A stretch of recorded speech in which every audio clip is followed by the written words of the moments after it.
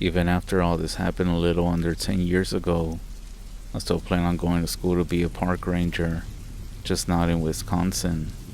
So back around 2014, I was actually living up there.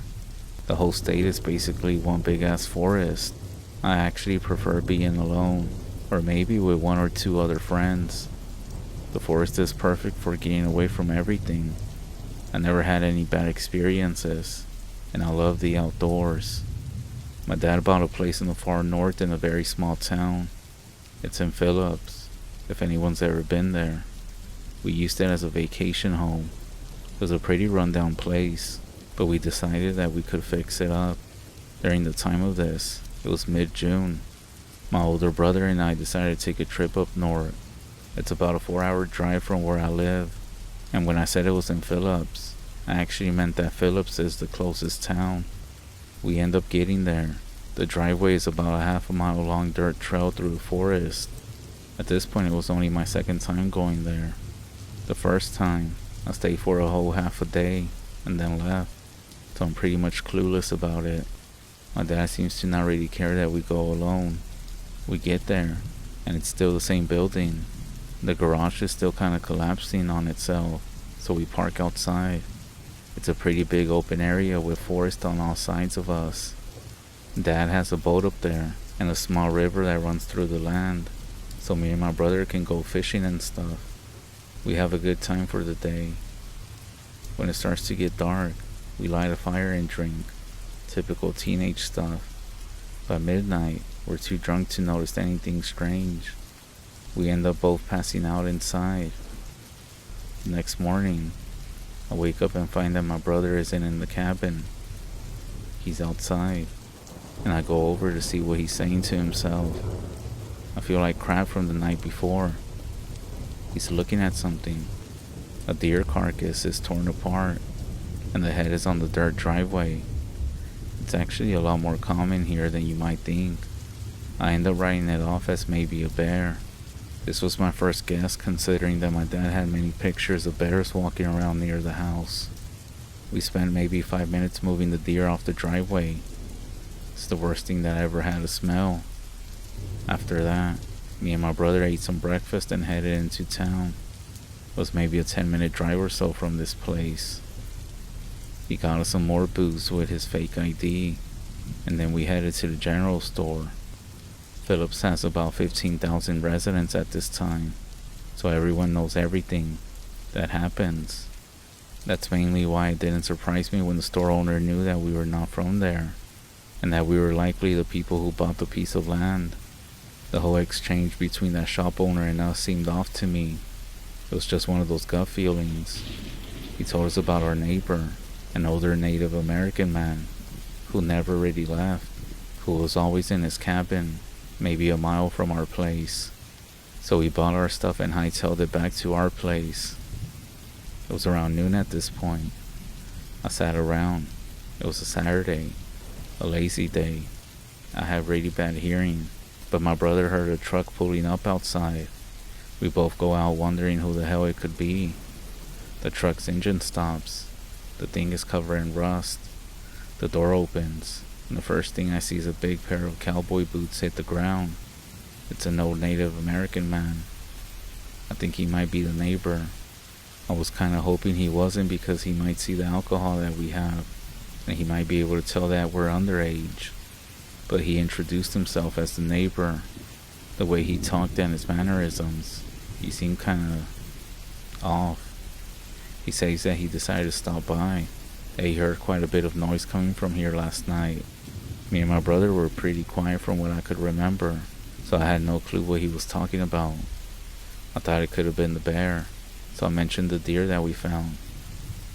Apparently, this was a very bad idea. He walked over to the side of the driveway where we threw all the bits of deer. The guy turned around and stared at us. He said that bears usually don't kill things like that. At this point, I started to get a bad feeling about this whole area. This is when me and my brother should have left, but the old guy told us that he would stop by later on with a gift. Didn't care too much about it. I mean, he seemed alright other than being really weird. But on the other side of things, I do love hearing their stories. I always wanted to kind of sit down and have a drink with one, see what kind of stories they could tell me. The guy leaves. His truck is very loud. The rest of the day goes on quite normal. We went fishing on the river again, and we started up the fire when it got dark. So we're sitting around the fire. It was maybe 10 at night by this point. Me and my brother are drinking up a storm again. We're buzzed but not too drunk. We're waiting for that native guy to show up. And then we see headlights coming up the driveway. It happens to be the same loud truck as before, the same cowboy boots, and the same guy. But this time he's holding something.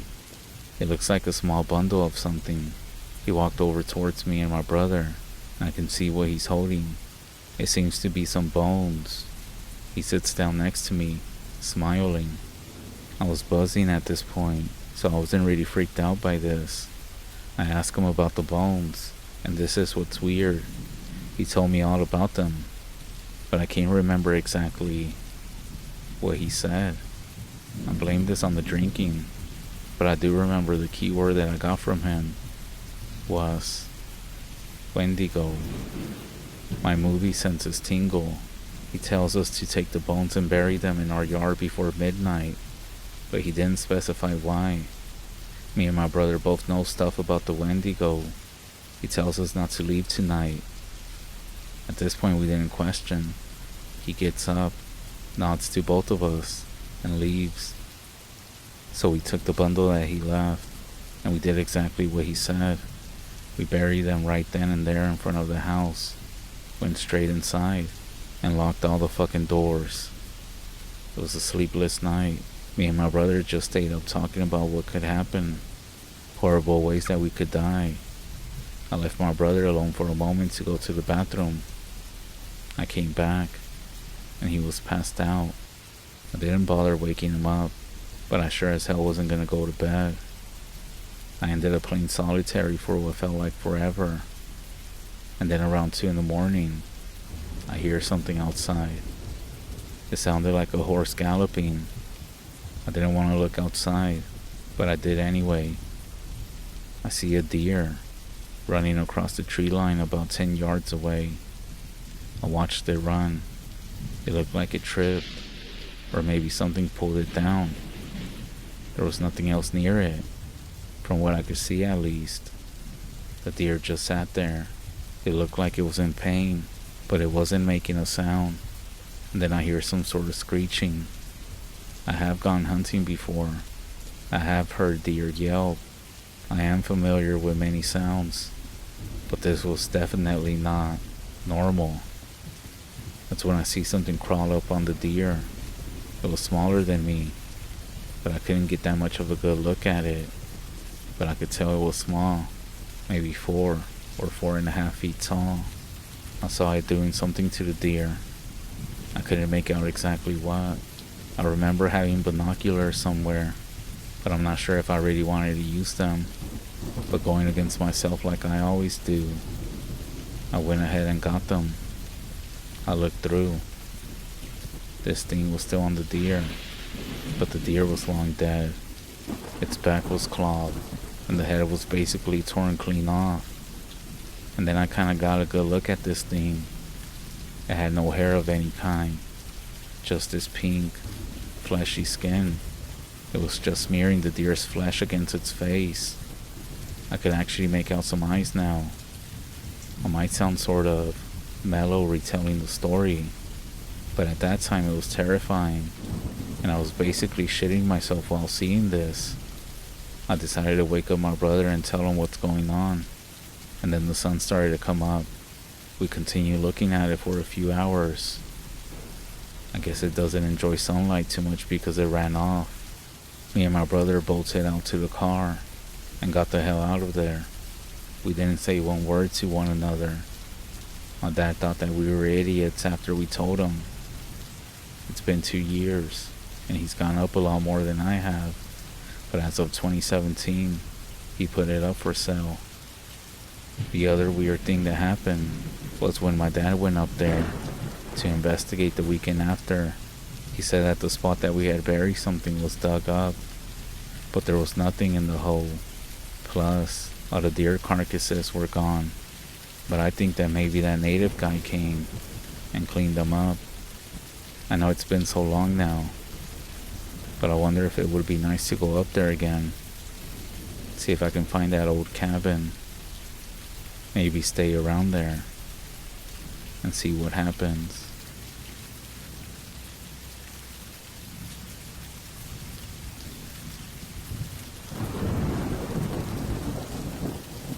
Following is a story my grandpa used to tell me before he passed away. A disclaimer, I'm not really into history, and I'm just telling the story the way I remember hearing it. Some places and dates might be slightly off. So my grandpa was a British infantryman in the Second World War. He was about 19 years old when he enlisted to serve his country, and while he thought that joining the military would give him some opportunities to look at some exotic locations around the world, he was never deployed to Italy or the Pacific. Instead, he ended up practically in his own backyard, Switzerland. Now, this is just some historical information, but it's important to understand before reading the rest of the story. Switzerland did its best to maintain neutral status throughout the war, but regardless of this, Switzerland was still highly sought after by both parties. Once the Nazis began committing acts of aggression against Switzerland, England provided reinforcements to the Swiss military, yet, in an effort to prevent open war within its borders, the Swiss government made its military and the British reinforcements to perform a series of tactical retreats into the Alps. That's how my grandpa found himself stationed in a remote village in the Swiss Alps. At this time, it was early in the winter of 1943, and my grandpa's company was stationed in a secluded village of about 500 people. The good thing that they had here was that it was really hard to get to, and therefore had little chance of being spontaneously invaded by Nazi Germany. But this was also a bad thing. It made communication with the rest of the Swiss military very difficult. The issue with communication was further compounded when sometime in early December, a few blizzards swept through the region and destroyed a few lines of communication that they had in the first place. So they were trapped in this isolated Swiss village without being able to make contact with the rest of the army. My grandpa's captain decided it would be best to uphold the commands and continue defending the village. A few weeks passed. Any roads to the outside world were buried in 7 to 9 feet of dense snowfall, and any telegraph phone lines that they had were useless. It grew deeper into winter. The leaves were stripped from the trees, and the bare trunks protruded from the mountainside like broken ribs. The town was between two large mountains. Sunlight only directly reached the town for a few hours each day, making the soldiers feel as if they were living in a state of dusk.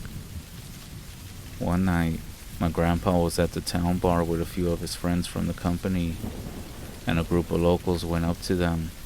One of them was visibly angry. All of the Swiss people in the town grew up speaking German, and none of them were used to having Brits around, so one of them began shouting in broken English. Where? Take you? Children. The children. Luckily, one of the guys my grandpa was drinking with was able to speak fluent German, and he was able to act as a translator. After several minutes of confusion and yelling, the translator turned to my grandpa and the rest of the soldiers and said, "They say that some of the children have gone missing. They're telling us that we need to do something about it." Now obviously, the British military doesn't exactly act as a bunch of mercenaries for hire. So my grandpa and his friends told the villagers to come back to the headquarters, which was really just a makeshift barracks that they had thrown together in the town's church. Because of the language barrier, the villagers talked with the captain, and it took about 2 hours. And basically what the captain and a self-designated translator were able to piece together was that a few weeks after the company came into the village, the locals started noticing a few incidents. At first it was just simple stuff like vanishing pieces of wood, but over the following 2 months, People realized that valuable items were being stolen from their homes as well. One man claimed that his family heirloom, a handmade ceremonial, traditional Swiss war axe, had been taken from above his fireplace mantle. The one factor of all these things was when a child went missing. Of course, many people assumed that the disappearance, although tragic, could be attributed to something as simple as the boy falling into a snowdrift while playing outside, or possibly being attacked and killed by a wolf or some other animal. However, there wasn't only one child that went missing. There were several.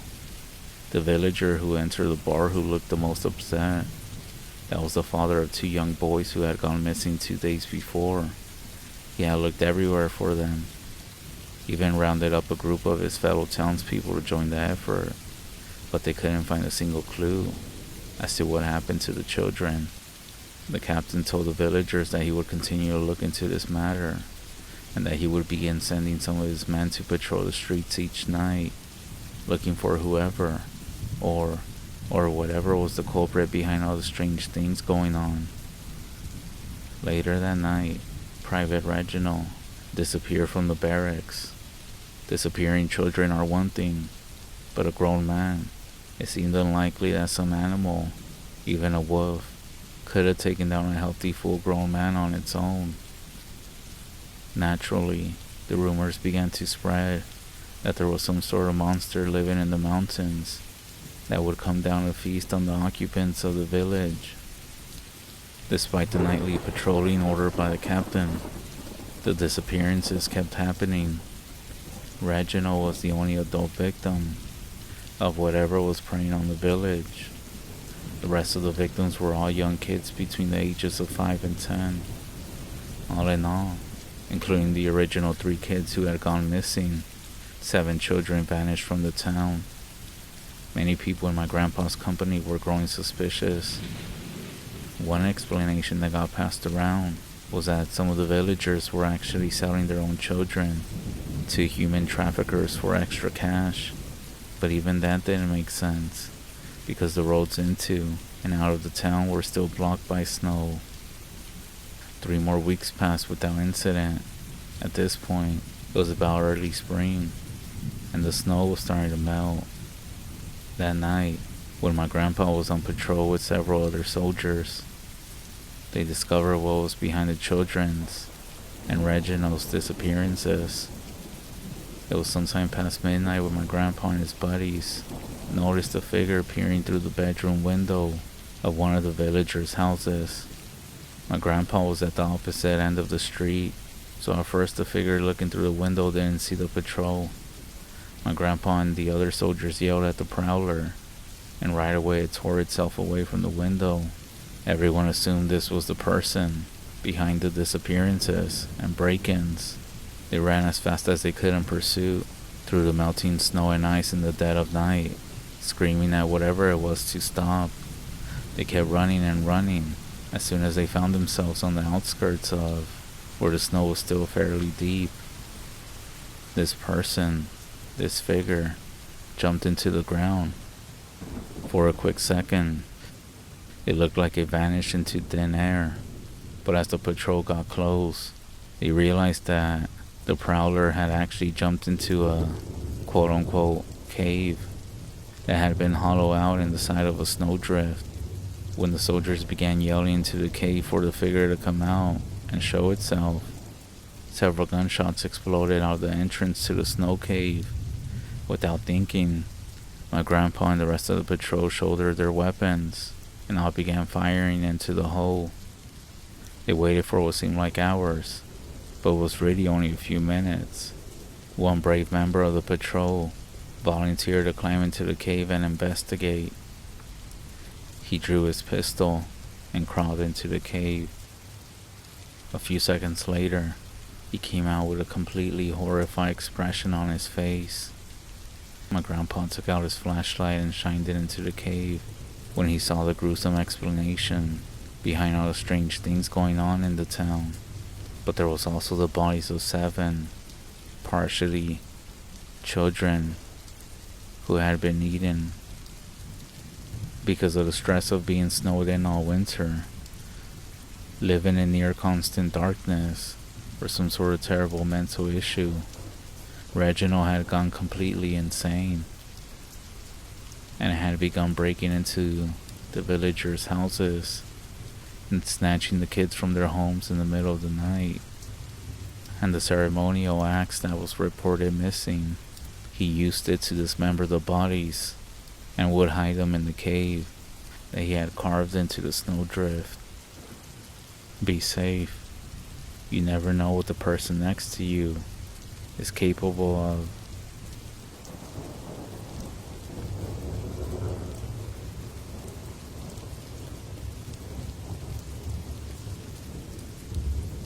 Don't carry fear with you.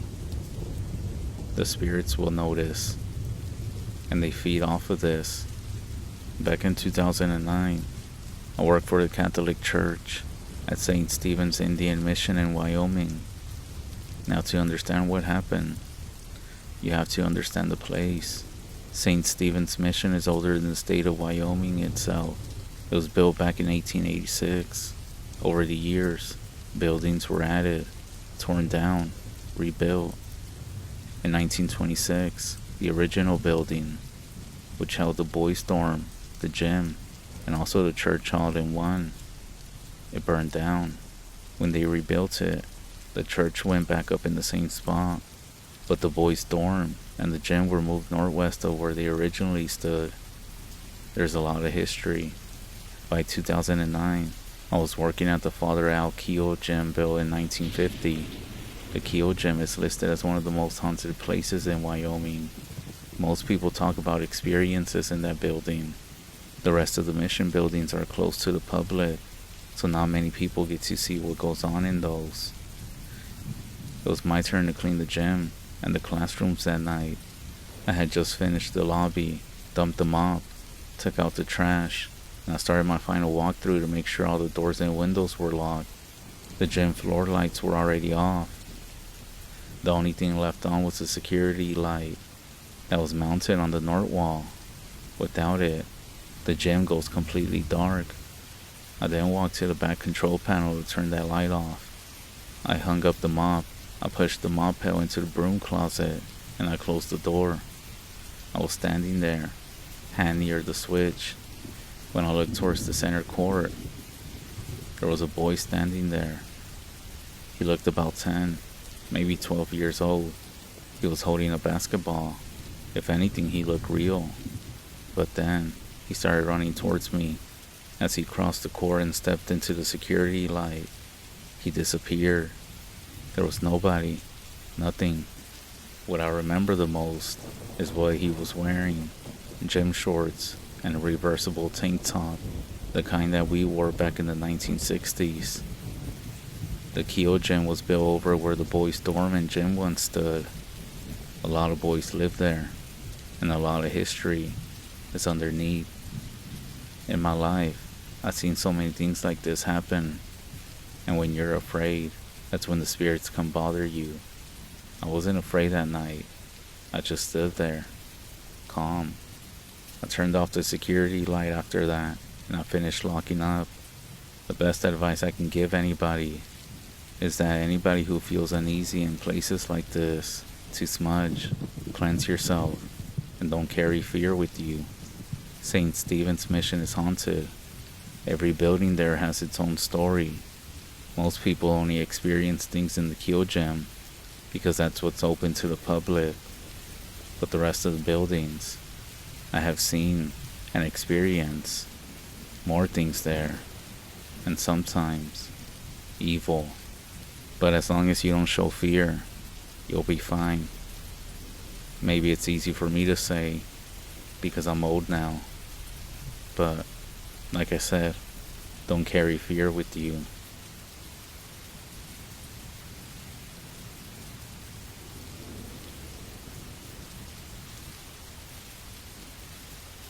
We live about 6 miles south of Farmington, up on top of a big bluff. It happens to be the same place where my father died in a car wreck a long time ago. It was summertime, and my car was acting funny. It ended up breaking down because the radiator hose was cracked. I called my boyfriend at the time, and I told him what happened. He told me to take it home and he was going to be right behind me. The sun was setting. It was overheating, so it would go and stall out. I know it wasn't a good idea, but I didn't have a choice. Anyways, I made it up the hill finally, and my boyfriend found me on the side of the road. It was about a mile from my dad's site. I didn't think too much of it. We ended up putting the kids in the truck and put the tow strap. We were ready to go. I got in my car, and that's when I saw somebody walk by the passenger window. You know how sometimes you see a shadow or movement from the corner of your eye? That's how this was. Thought my boyfriend was doing one last check around the car, so I got out to double check with him. When I did, he was getting into his truck. Now I'm creeped out. There was nobody else around here. I looked up and down the road, but nobody was walking. It creeped me the fuck out. And then hurried back into my car, and my boyfriend was ready. At this point, I just wanted to get out of there ASAP. I told him a few days later after that, and he told me something weird. Well, strange. He said that night when he was towing the vehicle, he was seeing a bunch of lights around. Well, more like small orbs out in the distance. He said they would turn off and then turn back on, almost like if somebody in the distance had a light. They were all floating around, and some of them going across the road. I'm not sure what was going on. I know people always hitchhike on that road, and it surprised me for sure. What if it was my dad? Does anybody know if spirits hang around, or they had their final moment?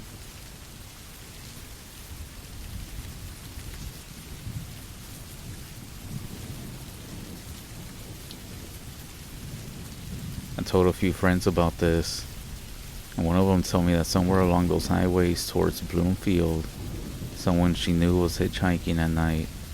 The person was drinking with friends, and they got into an argument and left. Decided to walk, and it was a little chilly. This person started walking alongside the highway and soon caught up with another person. This person that was walking alongside the fence was tall and slender, wearing a hoodie with hands in his pocket, with his head down. He wanted to walk with this other person, so he ran up to him and said, "Yo, do you mind if we walk together?" He lifted his head and turned to him. He didn't have a face, just an empty space in the hoodie. Got scared and ran back to the highway. The people he was partying with ended up catching up to him, and he ended up riding back with them.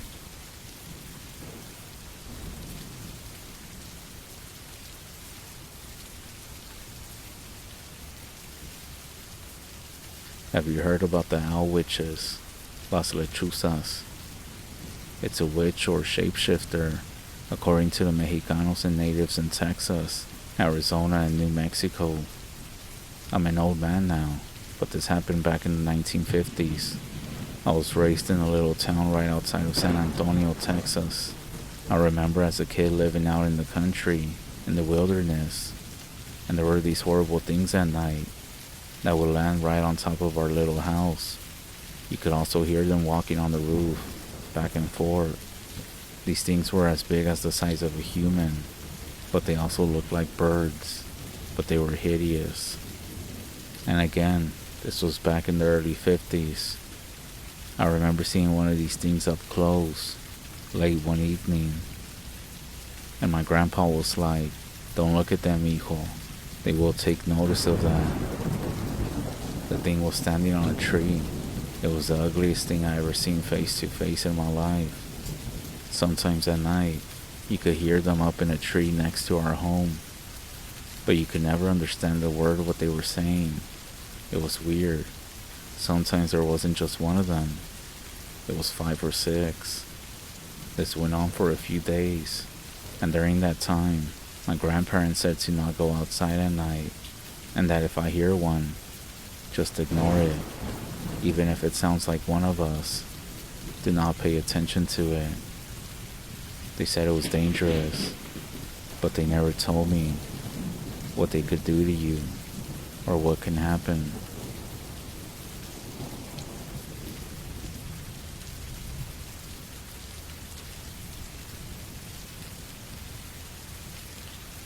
Now this is a very weird case because it happened during the day. It must have been a curse. This happened down in Eagle Pass. I was around 15. We went to the border town to visit family. I overheard my tias, abuelita, and mom talking about my tia Eva's recent divorce. How they believe her ex-husband had put a curse on her. She found a jar of dirt underneath her bed. She talked about how she would hear scratching on her bedroom window at midnight. Every night after they broke up, they talked about how it had to be a lechuza. I thought they were tripping, laughed it off. Later that night, my cousin showed up. We decided to hang out in the backyard. As we were listening to music and talking, I was talking shit about how our whole family are so superstitious and crazy. Then out of nowhere, we heard the most eerie screech. We didn't even turn around to see where it came from. Our scary asses ran straight inside our tia's house.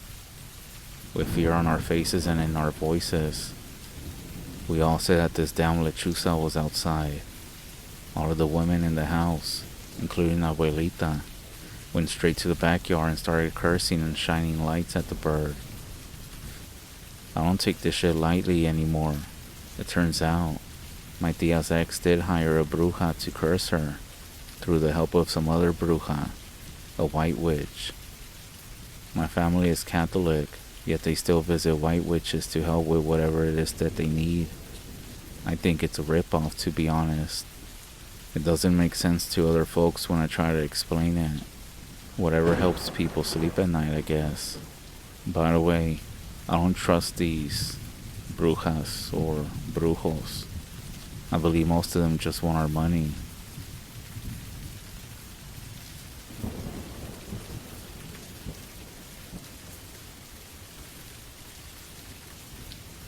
When I was 22, I ran a bus route in Flagstaff, Arizona, near the ski place. I ran it during the cold months of winter, and I often never picked up anyone up on my entire shift. I simply drove from stop to stop. Now, I gotta give you the legend of the stick woman. There are 2 reservations in Flagstaff, one the Navajo, the other the Hopi. This story comes from the Hopi tribe. The story goes that there's a Native American woman who is extremely skinny. So skinny that she would hide in bushes and just stare at you, and you would never see her because she was so thin as the branches themselves. Back to the story. I was driving in December of 2014, and I had about an hour left on my shift before I ended the night. While driving to my next stop, I see this woman.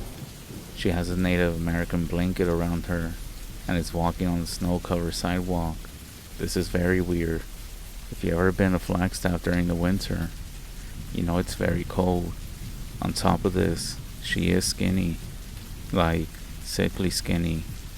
I didn't think too much about it, but I was just worried about her freezing to death. So I pulled over next to the sidewalk. I opened the doors and I told her to come in. I don't even have her pay the fee, since she's very sickly looking. I just told her to lay down and get warm. She walks to the very back of the bus, you know, the area where it's kind of like a bed in the back, and then she just lays down. I don't think anything of it, and I continue my route, of course picking up nobody. An hour passes, and she's still laying down in the back of the bus. At this point I call her and tell her that it's time to get off, as my shift is going to end. She doesn't respond. I wait a bit more before calling to her again, but once again, she doesn't respond. I eventually have to pull over and walk to the back. I tap her gently. At this point, it's standard protocol to call the FPD, Flagstaff Police Department, and I tell them everything that was going on. And I also tell them that I have an unconscious person on my bus. And after a long time, 2 officers show up. I open the door and they walk to the back of the bus. They ask me to stay in the driver's seat. They come back around 5 minutes later, looking a little nervous. They begin to ask me questions like, have I been drinking? Or if I hit anything. I answer no to all these questions and ask why they're asking me. One of the officers say it's because the lady doesn't have a pulse. Of course, I freak out, but the officers just pull me off the bus and onto the sidewalk, and they have me stand there until the paramedics arrive. When they do, we're all standing out there and they go in and see if they can save her. The 2 paramedics come out and ask where the lady is.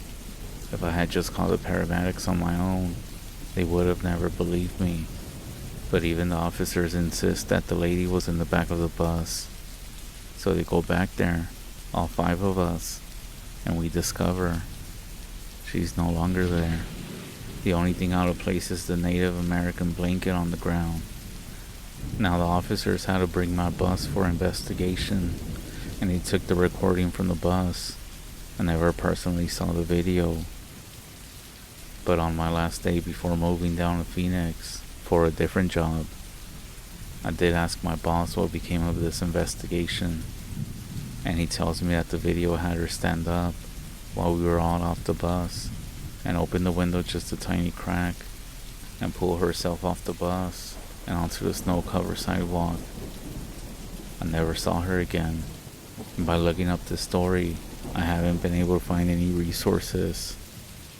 Most people don't notice her.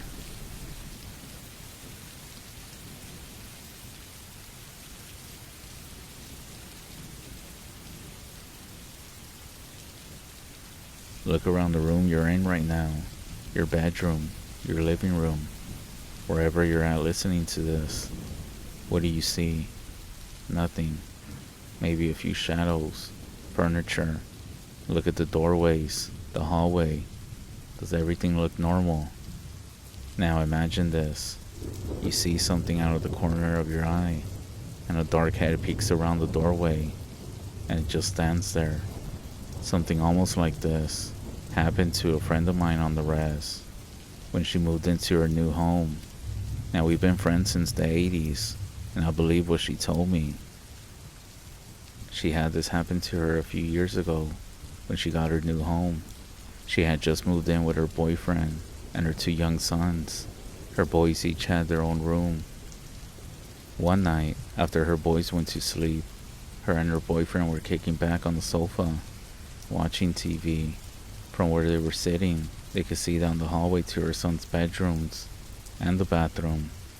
She said out of the corner of her eye, she saw the bathroom light come on. She then saw this black shape of a head pop up from the doorway of the bathroom and just stood there looking at them. She was terrified and just sat there motionless. She could still see it looking at them. She then whispered to her boyfriend, "Do you see that?" He replied that he did. After what seemed like forever, they both just sat there waiting to see what it was going to do next. Finally, it ran across the hallway to one of her son's bedrooms. They both got up and went to go check on her sons. They looked in on them, and they were both still sleeping. They were both relieved, and the next day she went to go talk to her brother about this. He's a very spiritual man, and is like a medicine man in training. He's also very gifted. So he came to their home, and he ended up smudging the place for her. And he also gave her some sage bundles to hang above the doorways. He told her this was somebody that they didn't know, and that whoever it was, it would not be back, as it was just passing by and moved on.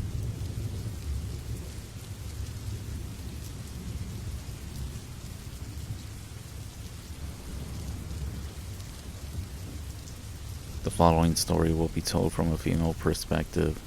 When I was about 13, my dad lived in Pinedale, and he worked in Farmington, which is about 2 hours away.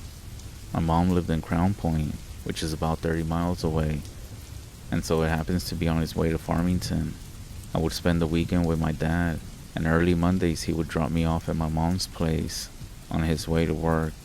I'm talking about 4 in the morning early.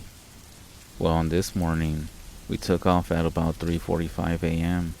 My dad had to go in early at work. It was quiet, and I was super drowsy, so I just fell asleep in the truck. We took the same way that we always went down. As soon as we hit Mariano Lake and down by the canyon, the one that's known for a lot of accidents, I heard my dad trying to wake me up. He was like, "Look at this." But I was so drowsy that I didn't wake up. We got to my mom's place, and I got off.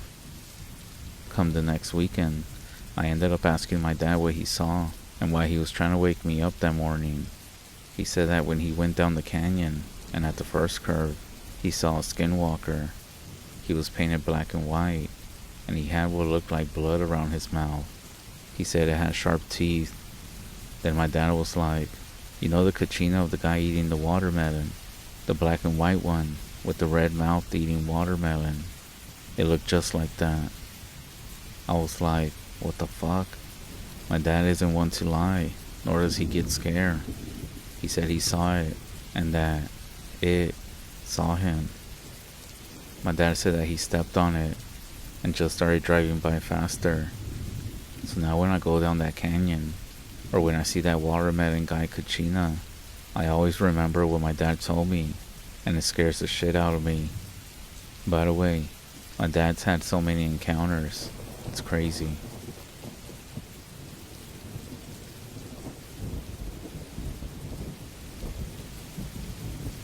Please tell me I'm not the only one who's lived by this rule on the res. The one about don't play with cards on a Sunday. I always heard that when you play cards, you're playing with the devil. Personally, I don't like them. I don't like them in my house. That's just me though. My great-grandma used to say, if you gamble on Sunday, the devil will get you Monday. Has anyone else heard something like this? Or has anyone else had something like this happen? You see, growing up, we always used to get together at my grandma's house for Easter, Christmas, you name it. There were so many of us that we as the kids would end up sleeping on the floor in the living room. Meanwhile, the adults would stay up late, laughing, drinking, and playing cards for money. Every time that we got together, my grandma would repeat my great-grandma's words. Don't leave them playing cards out on the table when you're done, or the devil will come play with them. Some of the people would just laugh it off, you can say. You know how it goes. The games ended late, and everyone went off to sleep. Me and a few cousins would now be able to finally go to sleep. We ended up setting our spots on the living room floor, and after a while, well, you get a bunch of cousins together and they aren't gonna go to sleep. But as we're talking laying down, we start to hear this fluttering sound, like if the blinds are slapping lightly against the window. We figure someone left it cracked open, so we got up to make sure the window blinds were closed, because you know, rest life, the spirits are lurking looking to see who left the blinds or windows open. So we get up, but to our surprise, everything is closed. So we ended up going back to our quote-unquote sleeping beds. And at some point at night, I had to use the bathroom, so I got up to go. The good thing is that at this point we had one inside the house, not like other homes who still had to walk a certain distance outside. And as I did, I walked past the kitchen table where they were playing cards at. After I finished my business, I left the bathroom and I started to walk back to my bed. When I passed by the table, I kid you not, the playing cards, they weren't how I saw them earlier.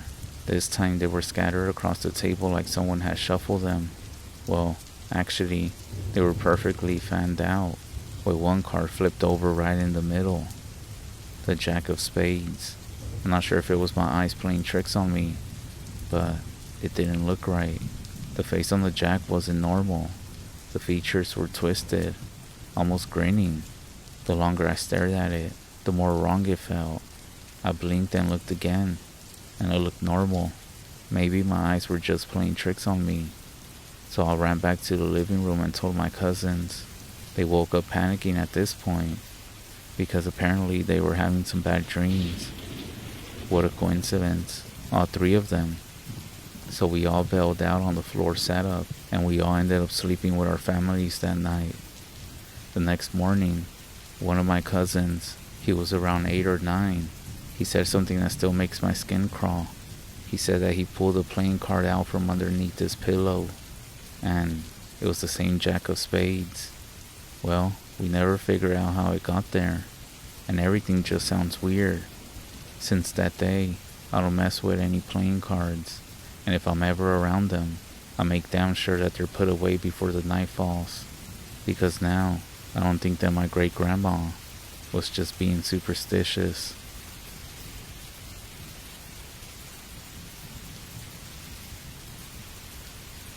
I got a story for you. I know you won't believe a damn word of it. Honestly, if someone else told me this, I would most likely raise an eyebrow too. But listen, I spent most of my adult life hiking, camping, living out in the sticks whenever I could. Backwoods, solo treks, going to remote places that don't even show up on half the map. That was my thing. I wasn't just your average weekend warrior. So yeah, I would consider myself a bit of an expert. But after this one trip, let me just say that I picked up some other hobbies. Gardening. Anything that doesn't involve being alone in the middle of nowhere. So this one time I drove out to one of my backwoods spots that I like to go camping at. I'm 3 hours into a 5-hour hike before I reach the camping spot. It's a nice day. There's nothing but fresh air, clear skies, and some animal noises in the distance. At this point I'm getting that oneness feel with nature. You hear people talk about it, especially from people who camp solo or live off the grid. Every bird call, every branch breaking, it makes you feel part of nature. When you felt it, you know exactly what I mean. It's very peaceful. All of a sudden it's interrupted by a noise. I hear some noise up a hill off the path that I was going. It's a dude, and he's stumbling down the hill. Not to mention, he's walking super funny, almost like a puppet on strings. He looks very weird too. My memory kicks in. There were no other cars parked in the offshoot that leads to the forest trail that I'm on. We are in the middle of nowhere, and there's nothing for hundreds of miles the direction he came from. It's just forest. That's when he begins to laugh and says, "Hello there." He keeps calling out to me. That's when I unholster my gun. Why? Well, look, I may love the woods, but I'm not fucking stupid. A man popping out of the trees in the middle of fucking nowhere, laughing and calling out like we're long lost buddies.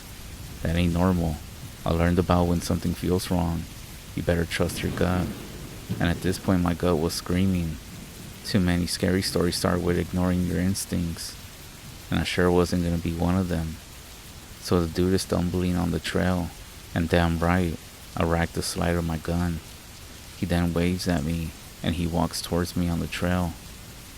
I then say, "That's close enough." But this dude is completely unfazed. At this point, I'm pointing my gun at him, and he just keeps laughing and waving his arm. He's got a weird ass gait to his walk too, but his body doesn't move right, almost like puppet strings were moving him. It was creepy. I heard many stories about things in the woods, not from random people. I'm referring to stories from the old timers, the locals who lived out here their whole life. People talk about spirits, forest things that wear your skin like a mask, things that don't bleed, don't break, and definitely don't come from any town you ever heard of. Some of it you chalk up to superstition, but the way they tell it, it will make you believe them, especially because they have no reason to lie. And the second that I saw this man's walk, there was something inside of me that knew that this might be one of those stories walking straight towards me. Fuck this. I didn't shout. That's enough. I will shoot you. I'm not fucking around. I think that if there was any semblance of sanity in this person, then they will leave. But this guy keeps wiggle walking towards me. Yes, wiggle walking. Imagine being in the middle of fucking nowhere, and you see this guy wiggle walking towards you. And mind you, this is after I pointed my gun at him. At this point I can discern his facial features, and he looks kinda normal. If it wasn't for that extremely weird fucking walk he was doing, I most likely would have just let him come closer. Not to mention he was wearing a light sweater and jeans. He looked like a normal person from a distance. The dude is like 10 meters away, and he continues with the laugh and the weird conversation starters. He then shouts, "It's nice to meet you." Fuck it. At this point, I'm not about to become a victim or something out here. I'm not gonna be a name someone brings up in a missing persons thread or one of those headlines like "Solo camper disappears without a trace." Nah, if something is gonna come at me in the woods, I'm gonna make sure it remembers my fucking name too. So, I end up firing my gun. I dump 5 or 6 rounds into this guy. I stop for a moment because he stops walking after those shots. I believe I did hit him, but there's no blood. But he didn't scream or do anything. He just stood there. Then, he falls. I can see him. From the distance I see that he falls into an awkward position. You know how in demonic movies they show someone possessed all with their limbs in different angles? Well, that was basically him. Like his joints and bones aren't connected right. Almost like someone put a human together without knowing how the skeleton works. And then, I swear, he contorted or something, and he crawled away, disappearing onto the underbrush. I think I was in a state of shock that I didn't even use my gun anymore. I didn't hear this rapid pitter-patter of, I guess, steps that gradually fade into the woods, twigs and branches snapping as whoever, or whatever this thing is, goes further away. I noped out of there so damn fast. It was already 2:30, and by 4:30 it was going to be getting dark in the forest, or darker than I would feel comfortable being alone with whoever, or whatever is out here. I'm not kidding when I said that on the spot there. I ended up dumping my tent, my sleeping bag, and everything else I was fine with just leaving there. Simply because I needed to turn a 3-hour hike into an hour-and-a-half hike, or possibly less, and get the fuck out of here. There was no way I was gonna get caught up in the forest after dark with whatever this thing was, walking up to me at night. With the essentials on me, I double-timed it back the way that I came. Lucky for me, it was mostly downhill, so I wasn't fighting gravity like when I came up. I took care not to turn around, also not to run too fast. If I twisted my ankle or fell and hurt myself, I know that I would be screwed if that thing was creeping around. I believe I was almost done with the trail when I slowed down for a second to catch my breath. I knew I had to keep moving, but my legs were starting to burn and my chest was feeling tight. But when I stopped, for like 10 seconds, that's when I hear it. The sound of something skittering, not walking, not running, almost like somebody was crawling on the ground. Long fingers dragging across dead leaves and bark, and also very fast. I didn't move. It came from behind me, maybe 20 feet back, the same damn direction that I just came from, but I didn't turn around. I knew it was him. Whatever this thing was, it was laughing in that broken voice. And then I also heard it speak again. "Nice to meet you." But this time it sounded a little bit softer, drawn out, mocking, and also very close to me. I turned around. Nothing was there. So I booked it, legs burning, adrenaline pumping like I was being chased by hell itself. At 3:45, the sun was already starting to not show through the woods as much. A slight panic had started to get into me, but I tried my best to remain calm and just keep with my brisk pace. I ended up getting back to my car at 4:20. I looked back into the forest, and apparently my eyes had adjusted to it because it was dark. 20 meters back into the shadows, I got in my car and I got the fuck out of there. I don't know if that thing is still out there, but I don't even go camping anymore, and I'm for sure not going back there for my tent or anything else. It's not worth it. About 2 years later, I ended up leaving Alaska. I still have some friends who live up there. If you wanted to go there, you may have to recruit a guide. And speaking of guides, a local native had told me a while back when I was scouting the location some 5 years ago to be mindful of the waterways north of the bridge. Maybe the old guy just liked telling ghost stories, but basically he talked about the spirits in the forest, people who ended up disappearing, who venture off in that same direction, that for my safety, I should stay on the south side of the ridge and avoid those creeks and that waterway to the north, if at all possible. I always thought he meant like bears and moose up there, but I never ventured onto that side of the ridge, so I never peeked around to find out. Maybe at some point, I ended up going too far north, and I ended up angering the spirits. I'm not sure, but after seeing that thing up there, I didn't really feel the same. The forest itself doesn't feel the same, and I couldn't enjoy them like I used to. So if you ever go to some camping ground or hiking trail into a forest, always be careful. You just might see somebody crawling around.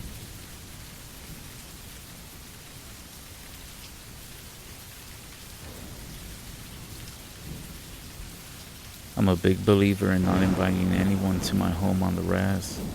That includes my own family, my own relatives. My home is my temple, and it's sacred to me. If I don't invite you over, don't come to my home. I really don't care what you say.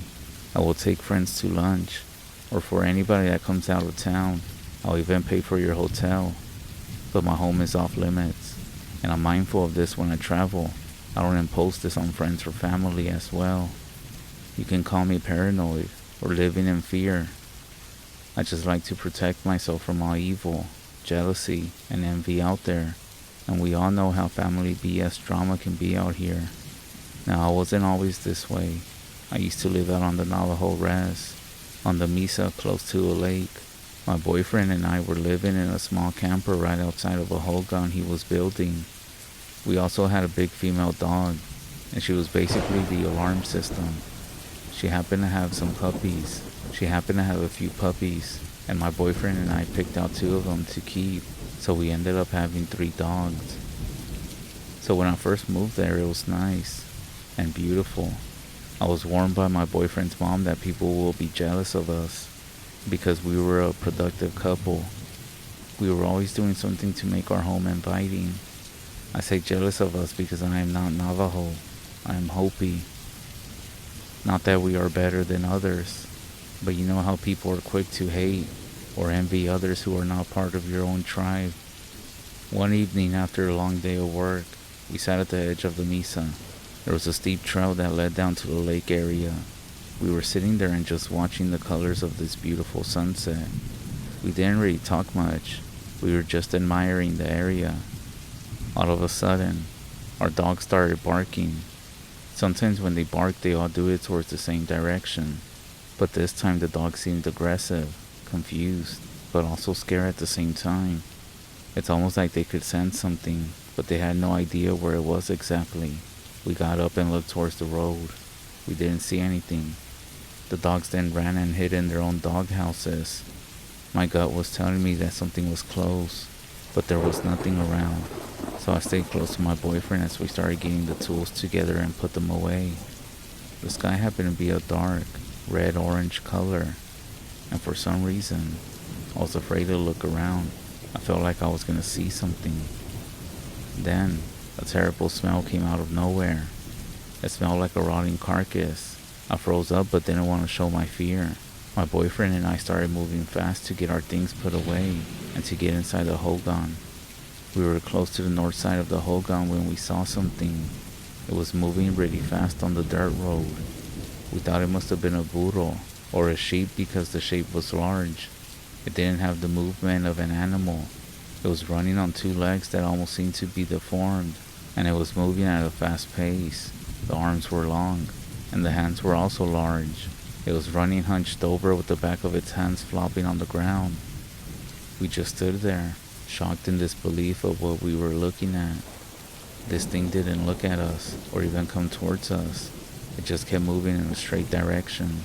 As it passed in a view across from us, I saw and heard the bones that were around its neck. It also had long, sticky looking hair. It looked like a person. The clothes looked like dusty old leather. There was nowhere for it to go except for the cliffside. Then, whatever this thing was, it grunted a sick, gurgle sound, and it jumped off the cliff. After it jumped off, everything else was gone. The smell, and the creepy feeling. If I had to describe it, I would say that it looked like a deformed human. After we went inside the Hogan, my boyfriend simply said, "Welcome to the Navajo rest." He grabbed the cedar and sage and then said, "Let's pray, smudge, and it will leave us alone. We don't acknowledge anything out here. If you see something, you leave it alone, and they will also leave you alone." The smoke filled the air, the smell of sage and cedar. I was hoping what he was saying was true, but deep down, I just felt like something wasn't right. Well, that night, as we tried to sleep, at some point around 3 in the morning, I heard it. A sickening sound, far off in the distance. I looked over at my boyfriend, who was fast asleep beside me. Let me just say that he didn't wake up at all. At this point I heard more of those strange noises, but they sounded really far off, like they were coming from somewhere deep in the night. Soon, it got quiet, and I somehow fell back asleep. The next day, my boyfriend didn't mention a thing about it, nor did I. We just went about our own day as if nothing happened.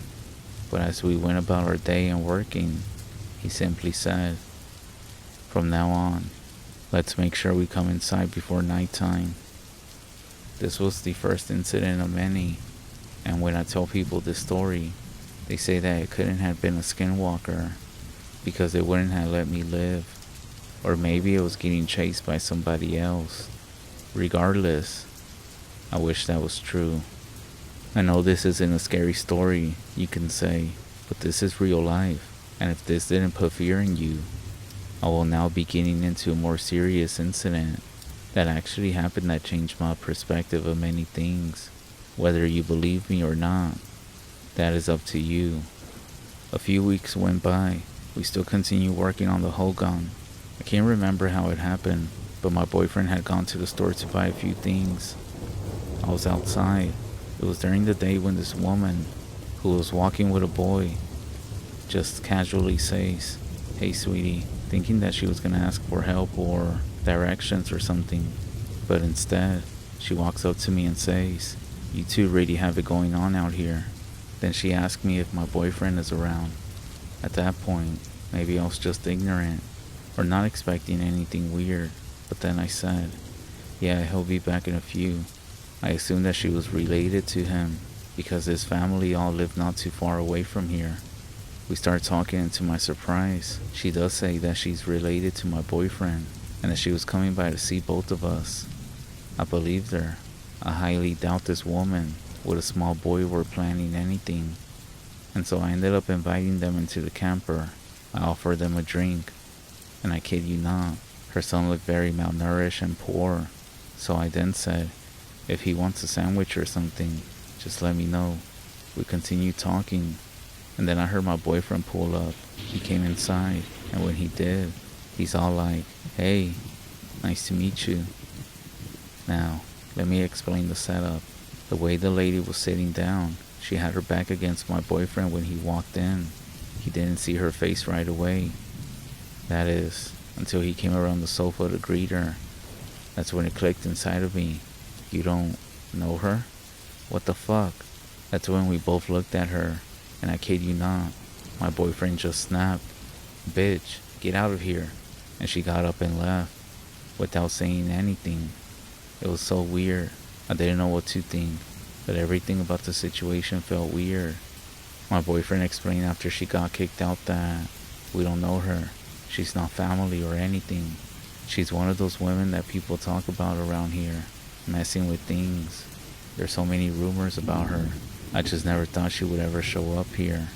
Again, I'm not Dene. I am Hopi, and I thought this woman knew my boyfriend because she did ask for him by name. My way is to be hospitable to company. That's how I was raised. I guess I learned about Dene ways because of this whole incident. Then, my boyfriend's mom calls, and she's asking what that woman was doing at the Hogan.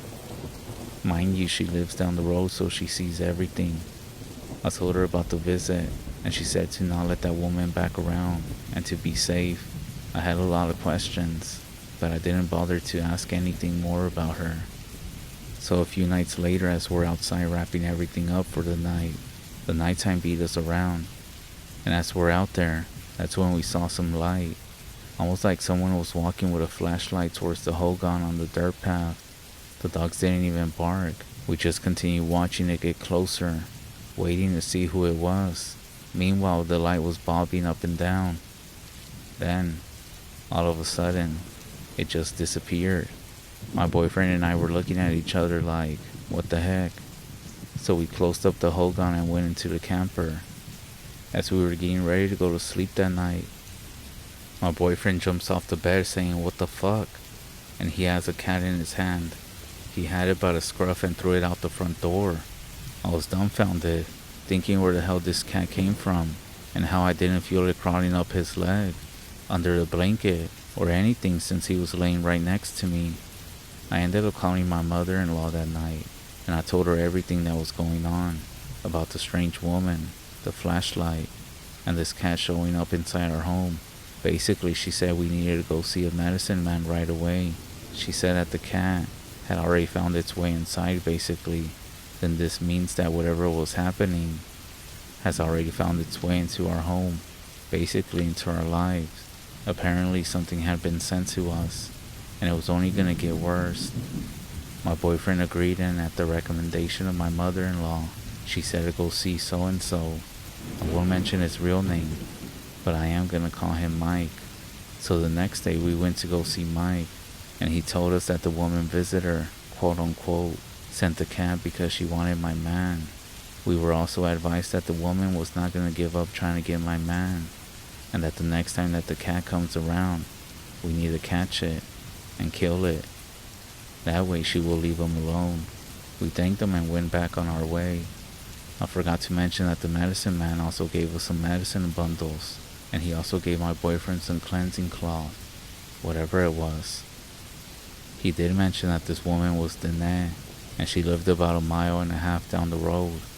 The boy that was with her was her son. He was ill, he was sick, and he also said that these things happened to her and her son because she has been mingling with evil spirits, so he said to be careful around her. Sure enough, my boyfriend actually caught this cat 4 days later, but it went crazy on him. It ended up scratching him pretty bad, and it even tried to bite him and ran off. 3 days after that, he caught it again, and he grabbed a hatchet and took the cat out some yards away from our home. Not sure what happened, but all I remember is hearing the deepest, most ugly growling sound that I ever heard. And trust me, it definitely didn't sound like a cat. Nothing else happened for the next few days, and at this point we're almost done with the Hogan. However, strange things started to happen. My boyfriend was getting up in the middle of the night, telling me to be quiet, that there was someone talking outside, but it was already quiet, and I couldn't hear anything. My boyfriend then started showing paranoid behavior, slowly losing interest in building our home, and he even stopped taking care of himself. He ended up doing a total flip around, turning into someone that I didn't know anymore. He started saying that he was seeing things, but they weren't there. The final straw was when he started coming after me with a shovel. He was dead sure that I was somebody else. Well, whatever dark medicine she used ended up working, because my boyfriend lost his mind, and I ended up leaving him. Thinking about it still scares me. I did end up leaving the rest. I do get calls from him, and he seems alright, but we're not together anymore. Like I said before, I'm not Dene. I'm not exactly sure what goes on out there in the Navajo Nation, in those places. I do have other friends who are also Dene, and they have given me different explanations as to what happened, and I have determined that either one or the other thing happened. One, it actually was witchcraft, native love medicine, something along those lines, something that works its way into the mind, into the spirit, and it causes the victim to go crazy, almost like that person is possessed. I even heard enough stories from different tribes to know it's not just superstition. When people mess with love medicine, it can twist someone's mind and ruin people's lives. Or two, something even worse, that my ex, and maybe even his family, were all involved in something much bigger. Then I realized that maybe they weren't just victims of this woman. Maybe they were working with her, or that it was tied into something darker that they were all trying to hide from me. Either way, after what I lived through, after what I saw with my own eyes, so I hope now you understand me, why I don't just let anyone into my home, not even family, not even old friends. My home is sacred. It's my protection, my peace, and not everyone who comes inside has good intentions. Once you have lived through something like I did, you learn real fast. Not every visitor is just a visitor.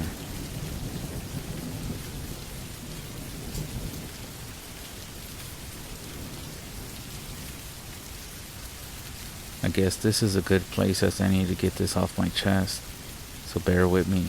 It's long, but I have to talk about it with somebody, and I can't talk about it with Amanda. This happened last summer in 2013, and I still haven't convinced myself that it was some bizarre, drunken fever dream. Some background info first. Amanda is my best friend. I grew up in a booming neighborhood, and when we were kids, new houses were going up in development. On weekends, we liked to go snooping in the unfinished houses.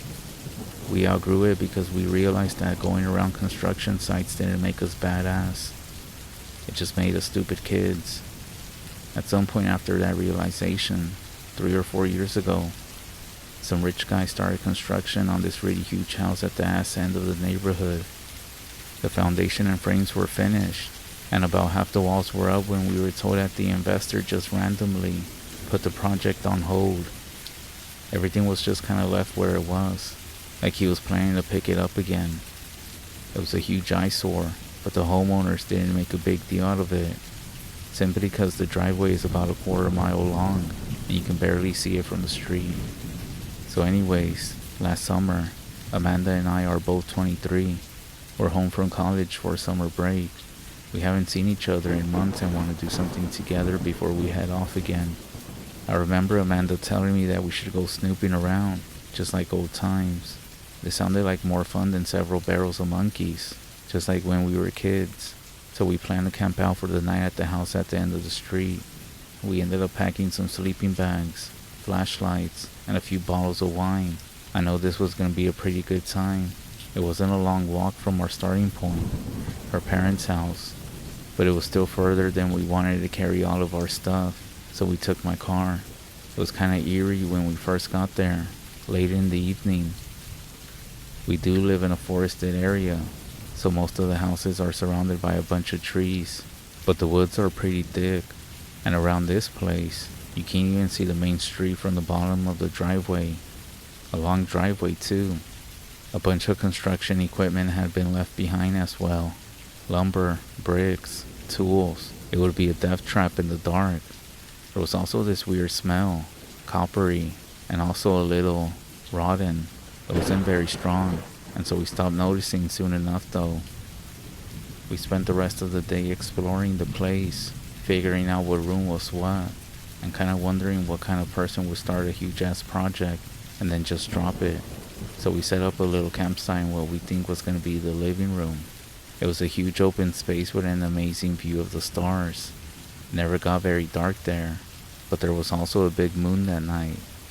We had a bright gas lantern, but since it was too hot for a fire, and we weren't stupid enough to start a campfire in the lumber pile, we just started drinking, carrying on, and generally just having a good time.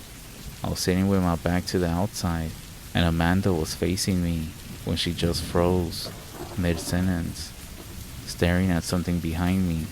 I twisted around just in time to see something moving just beyond the tree line. It was gone too quickly for me to get a good look at it, but what I caught made my stomach flip. It was big, and it looked sorta pale, and for some reason, I stared for a little bit, tense as a spring, but nothing else happened. When I turned back around, Amanda had now gone white, and she looked like she had lockjaw. "Did you see it?" she asked.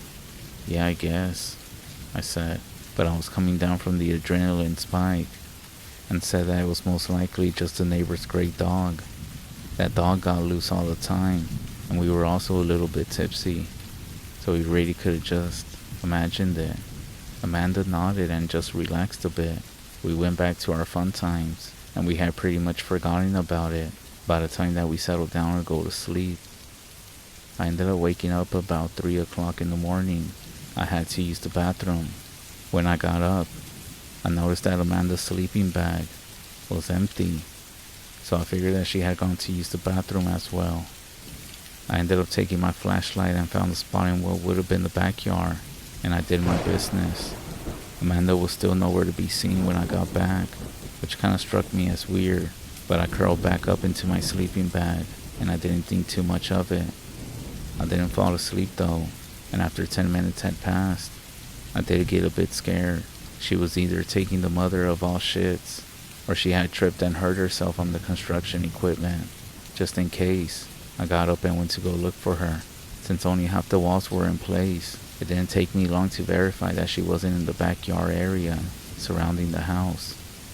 I went back to the living room and started calling for her.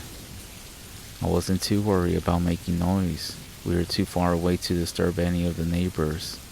I kept telling myself that she was most likely just goofing off, trying to freak me out. But it was working. "Amanda, this isn't funny. Where the fuck are you?" About that time, I got this creepy feeling that something was very, very wrong. I noticed that weird metallic smell again, and I thought it was stronger. I traded my flashlight for the gas lantern, and I started slowly searching the house. There were only so many hiding spots in that place. I was only searching for a few minutes, but in that time the smell got at least twice as strong, many times worse. It had undertones of vomit, rotting meat. Between the smell, my missing friend, and my nerves, I was losing my mind and nearly shitting my pants. I ended up finding Amanda at the opposite end of the house, in a room that we had decided earlier must be a spare bedroom. She was facing away from me, looking outside. For a second, I felt relieved. I had found her, but something kept me from entering that room. I stood outside the unfinished door frame, and I just watched her for a bit. Her shoulders started shaking, only a little bit at first, but then very violently, almost like she was gonna throw up, but she didn't make a sound. The smell was burning my nostrils at this point, and my animal instincts were going haywire. I couldn't just leave her though. I ended up calling out to her very softly. That's when she turned, looking back. That's the wrong fucking word. Her body didn't move or twist at all. She just kind of rotated without actually moving, like she was on a spinning platform or something. That's when some switch flipped off in my head, and I fucking booked it. My primal instinct screamed at me to run, and that's exactly what I did. I'm not sure how I made it back to the car. I only remember thinking, that's not your friend. I practically threw myself into the driver's seat, locked everything that I could, and I was looking for the keys that I had left on the floor when we got there, when all of a sudden, I saw movement in the house. That thing that looked like Amanda was hauling ass through the construction site, headed right to my car. I froze in pure panic. It slammed itself against the passenger side door and was tugging at the handle for a few seconds. Then it looked me dead in the eye. "Quit fucking around. Let me in." Instantly, something inside of me relaxed, by about a micrometer at least. My primal fear gauge was still going wild, but it wasn't over Amanda. I knew this was my friend. I unlocked the door. She half climbed, half collapsed into the passenger seat, then slammed the door behind her. That's when I saw her arms. They were all bloody to the elbow, and she was holding them weird, like she was trying to cradle them against her chest without touching them to anything. I grabbed her wrist to get a better look. She whimpered in pain. The image of her wound still makes me sick to think about it. You know how carrots split when they dry out? That's what it made me think of. On top of each arm, she would have bled out in no time if they had been on the underside. I didn't say anything. I just went to crank the car, but something made me pause. The smell was back, stronger and more rancid than ever. That's when I heard some heavy footsteps on the gravel outside. With the moon being out, it was bright enough that we could see around the car, but there was nothing there. Everything was still. The footsteps continued, drawing closer and closer, until they stopped right in front of the vehicle. Then they started again, moving around the back, coming up to the passenger door, and stopping again. Nothing happened for about 30 seconds. Then, something big slammed into the door, rocking the whole car. I think at this point we were too scared to scream. Quit fucking around. It was a voice, but at the same time, nothing like a voice. You know how it's always kind of creepy to hear a voice recording play backwards? Well, that's what this sounded like. It didn't say anything else. It just kept circling the car. I'm not sure how long it lasted. Amanda and I were sitting paralyzed while that thing stalked around us. I'm sorry to say that there isn't much of a climax. The footsteps eventually stopped. The smell faded, but I couldn't really tell you when. It was at dawn when I finally made myself start the car. I took Amanda straight to the hospital. She started crying on the way, but we also didn't say anything to each other. When the hospital staff was asking what happened, it was Amanda who answered, and she said she tripped and cut herself on the equipment at the construction site. She ended up getting stitches, and by a miracle, there wasn't any permanent damage. We never talked about what happened that night.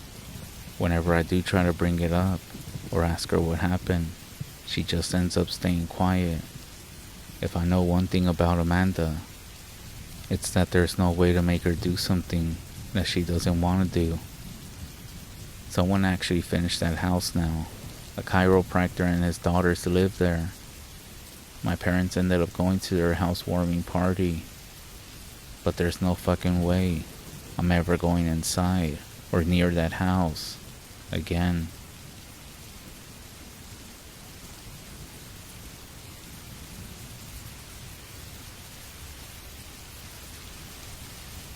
Before I begin, I just want to let everyone know I'm going to be sharing some of the ceremonies that are done in the res.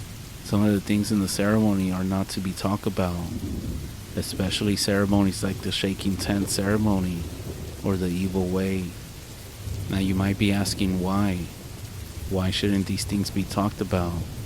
Simply because it's a personal journey for some people. If you want to learn about it or need healing, I would recommend to go visit one. It's not really something to be published or shared in such a manner. Be very careful when digging into these things. If you really want to find out, you'll learn that some of these things are not to be taken lightly. So this happened to me when I was a kid, more like a teenager. And it was at my grandma's house where I grew up that I saw my first true skinwalker.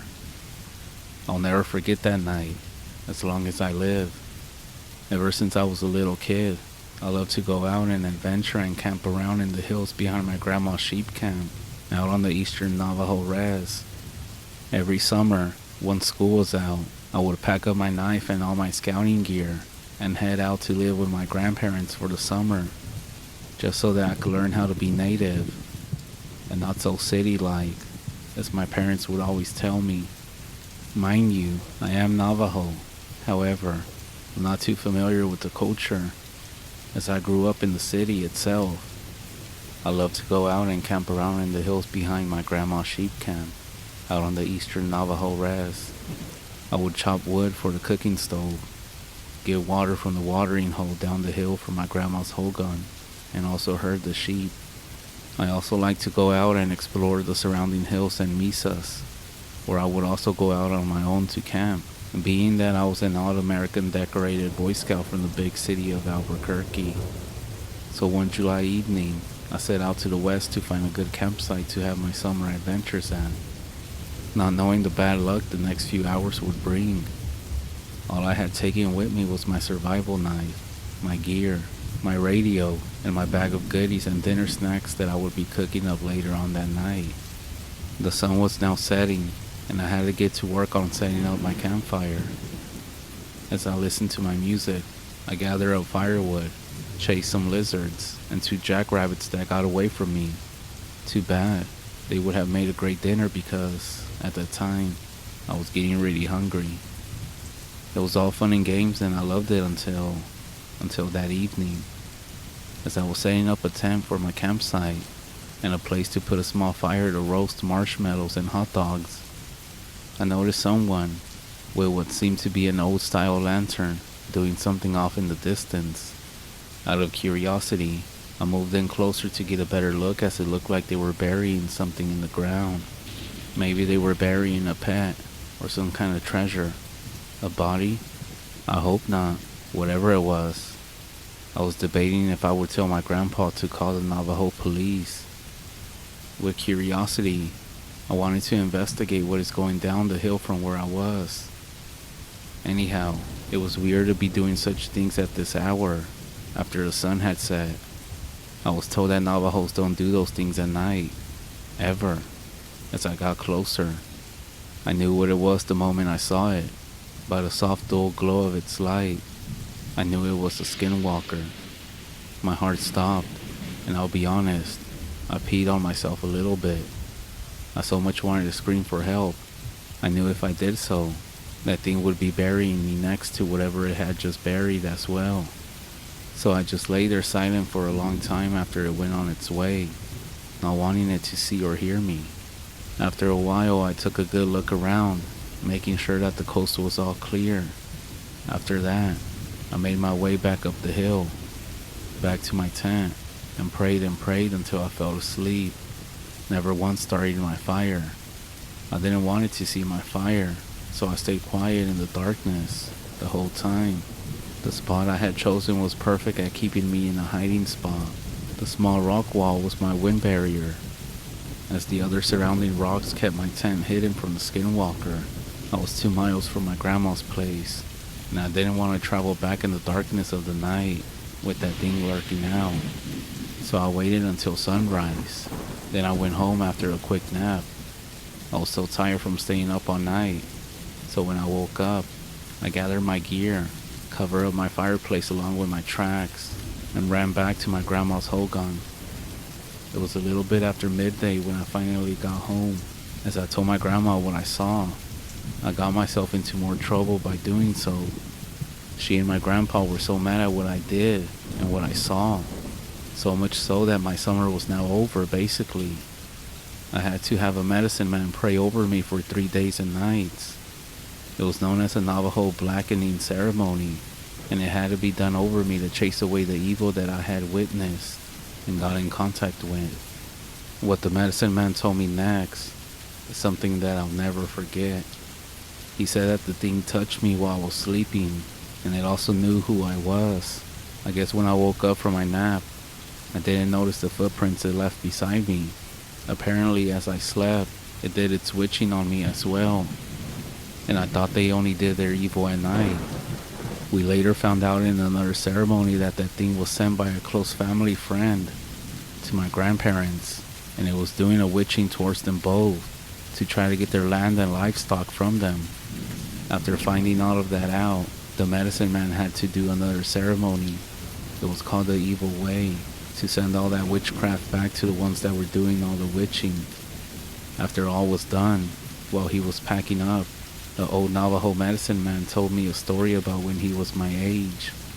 As he sat there eating a donut and drinking his coffee that my grandma made him, he told us how he would help his grandpa to do prayers and ceremonies for needful people at his grandpa's hogan. He said that one time, the first time that he saw a skinwalker shapeshift in front of him, he and his cousin were chopping wood for the ceremony's fire when they noticed a strange shape coming up to the hogan. He said that they both screamed into the night as they both ran inside to tell his grandfather that a skinwalker was coming to get them all. His grandfather just laughed and told the boys to calm down and not to be afraid, and that fear is what evil feeds on. He then told him to sit down and pray, and that no matter what, do not look at the evil or its face when it comes inside the holy place. Soon enough, this thing stepped inside the Hogan and began to speak in Navajo to his grandfather. Its voice was very rough and shaky as it said hello in Navajo. It continued to speak in a polite manner and even introduced itself and spoke of its Navajo clan. Then it got down on its knees and begged for forgiveness. As this thing, this man, broke down and cried to the old medicine man, his grandfather patted the dark stranger on his head and back, blessing him with the smoke, the water, and the eagle feathers. They prayed for forgiveness, and they spoke of how the stranger would make a change into his new life. Then the old medicine man took some things and tossed them all into the fire, along with some cedar, to send the evil on its way back to the darkness. At that very moment, one of the visiting people in the meeting stood up and began to scream and curse at everyone in the room. With the eagle feathers in hand, the old man calmly splashed the blessed water into the deranged woman. At that moment, that person fell to the ground, ripped off her clothes, rolled into a ball, and crawled out of there. That was the first time I saw a naked woman, and to be honest, it scared me. The medicine man laughed to himself as he took a final sip of his coffee. He then said that they later had to track down where that witch had gone and take care of her and her witchcraft ways, basically meaning that they had to kill this woman, which was a skinwalker. After that story and that moment, well, it all sounds like adventurous fun and games, right? But as I later found out, it all comes at a price, a very dangerous price. But that's a story for another day.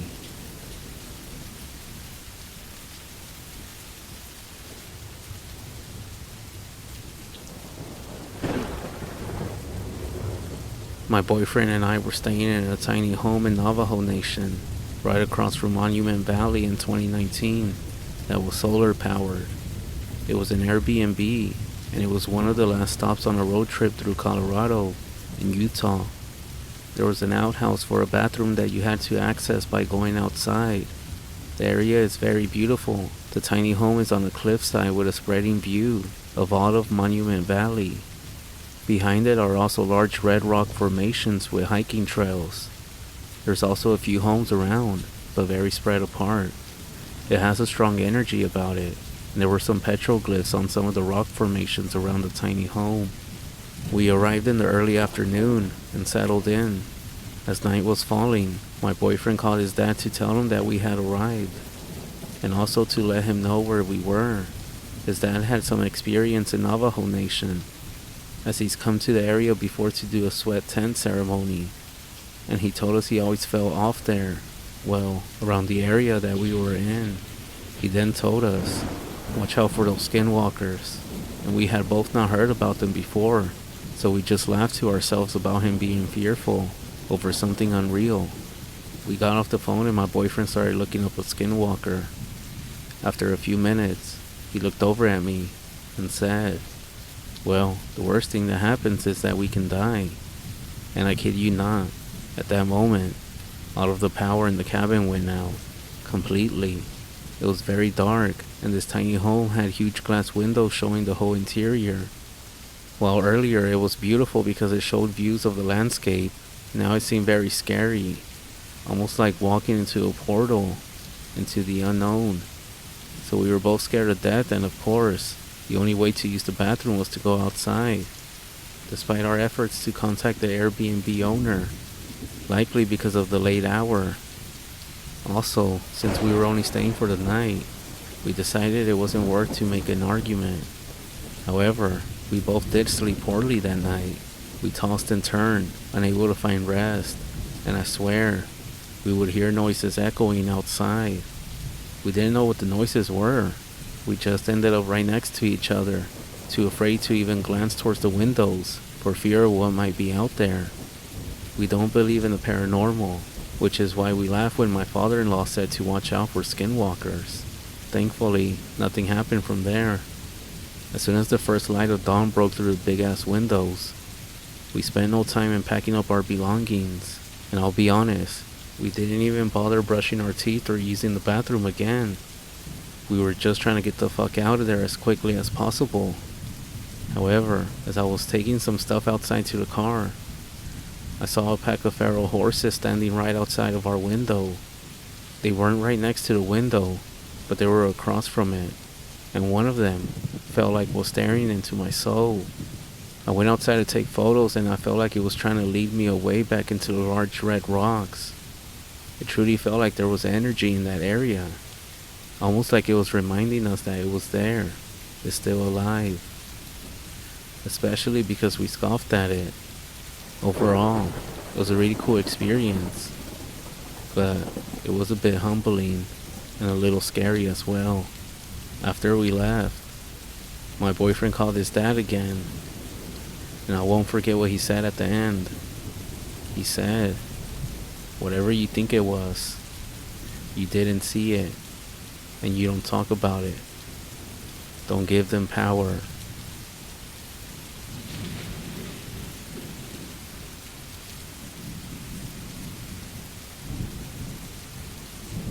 I grew up near the reservation. I also have 2 family members that are Navajo. There are some creepy things out there for sure. I felt things and I heard a lot of stories from my brothers. One thing that happened to me as a teenager was super creepy. We were driving through the rest to get to Colorado for a concert. Out in the middle of nowhere, we saw an old woman walking on the side of the road. She was traditional Navajo, Digne, with a velvet skirt and her hair tied with a cotton string. I remember thinking it was a little weird that she was in the middle of nowhere and no houses were around, and that she was elderly. She looked at us as we drove past her. About 20 miles later, we saw her again and she looked at us, and it was the same lady. It did creep all of us out. It might be possible that she had a twin or something, but I'm good with faces, and it was the same woman. I do wonder what would have happened if we had stopped. All I know is that when you see somebody twice, it means something. Like either someone is trying to draw you. Like when you see the same dog or person twice, it might seem wrong that we didn't stop and actually offer her a ride. But growing up around the area, we knew it wouldn't have been appropriate. Plus our car was full. She didn't look like she was in distress or anything. And when we saw her again, none of us said anything for a while. We were all so creeped out. Her face was also blank. Not friendly or unfriendly, just blank. I told my brother, he's my husband's half-brother and is half Digne, and he said she was likely a spirit. I will add that he didn't think it was scary. He said that she was more of a guardian spirit. He is Navajo, and his father is very active in the tribe, and he was raised very traditional. All I know is that everybody in the reservation always says, if you see something that you're not supposed to see, you didn't see it.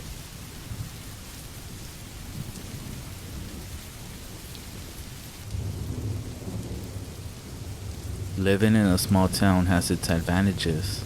For example, you get to know everyone who lives there pretty quickly. If you ever have a problem, chances are that there's someone in town with the expertise to help you. Like Jimmy, our local handyman, electrician, and plumber. If you have a household problem, Jimmy's your guy. If you got a more difficult problem, then you probably want Mac. He's our town sheriff, the only law enforcement we have for a few miles. Are you feeling hungry? Then Sherry's the gal for you. She runs a diner in the center of town, and her pie is out of this world. What I'm trying to say is that it pays to know people. Another thing I find fantastic about living in a small town is the sheer amount of nature that surrounds us, untouched by man. The trees seem to grow endlessly into the sky. The nearby creek is crystal clear, not like those contaminated ones I hear about in the city. But I think the best part about living so far away from the city is the peace and quiet. It's intoxicating. Occasionally, sometimes you'll hear the rumbling of a semi-truck passing by, but that's about it. You could step outside your door at any given time and be greeted with pure silence. I have always found the silence peaceful. like our town was secretly tucked away from the rest of the world. Even though I do enjoy the peace and quiet, that's not always the case for a lot of people. I work in the only gas station for miles, and we often get a lot of people stopping by there to refuel before heading back onto the road. Even though most of the people tend to fill up at the pump and continue their journey, sometimes I'll still get people to come inside, and they'll mention how unnaturally quiet it is in this town. Since I only lived in this town my entire life, I never noticed how different it is from the rest of the world, but I'll just take their word for it. It just makes me uneasy, is what one of the customers said to me when I inquired. They said they couldn't put their finger on it. Just something about the silence of our town made them uncomfortable. Well, this town makes me uncomfortable too, but it's not the silence that drives my fear. It's something that happened to me when I was a kid. My friend Tommy and I were always together as children. We would do everything together, explore the forest, fish in the creek, play in one of the many meadows that littered our town until the moon signaled our curfew. It was early October when it happened. We were playing together as usual, riding bikes up and down the town, until he got the bright idea to pay a visit to the Blackbriar farm. Now, this farm has a bit of history, but I'll try to sum it up. Basically, the Blackbriars were the first to settle in this town. They were a working class family, and their main export was corn. They had cornfields as far as the eye could see. The town itself was in the early stages of forming next to the farm. Then one day, in the middle of October, the entire Blackbriar family disappeared. Nobody knew why. Some people said that the head of the household, Michael Blackbriar, took sick and passed away, and at that point, the farm was too much to maintain without him, so his family left the farm for greener fields. Others think a pack of wolves or some other animal got to the family and tore them apart, and they were never seen again. Regardless of what happened, the farm was abandoned and had been left untouched for decades. For some reason, our town either didn't have the will or the means to tear the farm down and start something new. So the old farmhouse was just left, standing there. Even though the house remained empty, the cornfield seemed to continue to grow year after year. They would produce, and even our local market owner would pick fresh corn from the field and use it. There's no point in letting it go to waste, they would say. Then the field would wither and die, only to regrow all over again the following year. So Tommy wanted to go exploring in the field. He had this absurd notion that the Blackbriars had a stash of treasure somewhere on the farm itself. After all, they were a supplier of produce for a while, and the town didn't have a bank during those times, so they had to do something with all that money. Well, the sun was quickly setting as we approached the edge of the farm. Reluctantly, I followed Tommy into the looming forest of dried corn husk. Our footsteps crunched beneath us as we marched further inward. It was deafening how loud our footsteps were in comparison to the rest of our surroundings. As we pressed on, we began to hear a new sound. It was faint, over the crunch of our footfalls at first, but as we walked closer, the sound grew louder. It was crying. Someone was sitting in the cornfield, softly crying to themselves. Unsure of the situation, I asked Tommy if we could head back, but he shook his head, mentioning that someone might need our help. We found ourselves in a small clearing in the field. On the other side from where we entered, we saw it, or I should say, her. It was a woman. She was sitting on the cold ground. She was wearing a silky white dress, which had been stained by the dirt she rested on. Long brownish black hair covered her face and shoulders. She sat facing away from us, and the sobs that she was doing seemed to reverberate off the surrounding stalks of corn. Tommy fearlessly approached her and asked her if she was alright.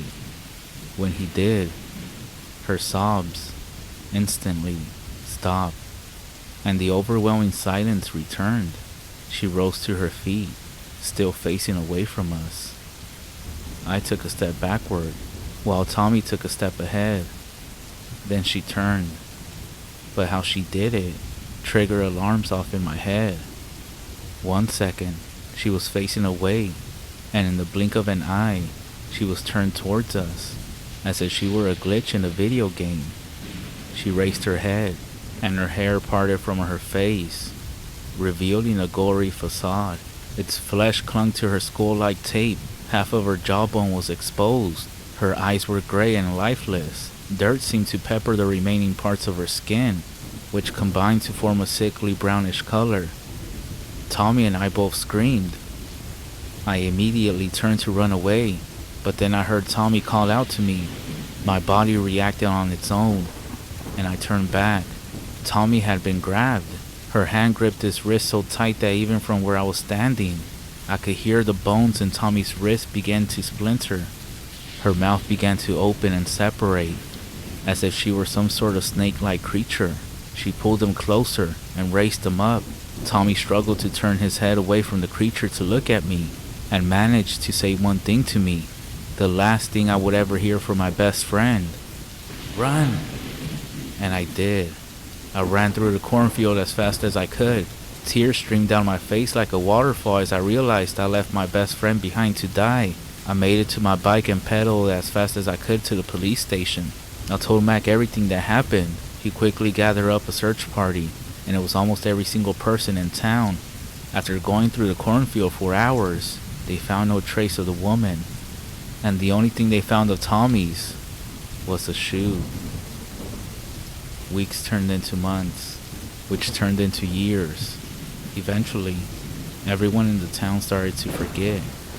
It was just another tragic missing child's case to everyone, aside from Tommy's parents and myself, that is. New children began telling stories about the cornfield, how anyone who goes in is never heard from again. Those stories aren't entirely accurate, because I was there with Tommy that day, and I made it out, alive.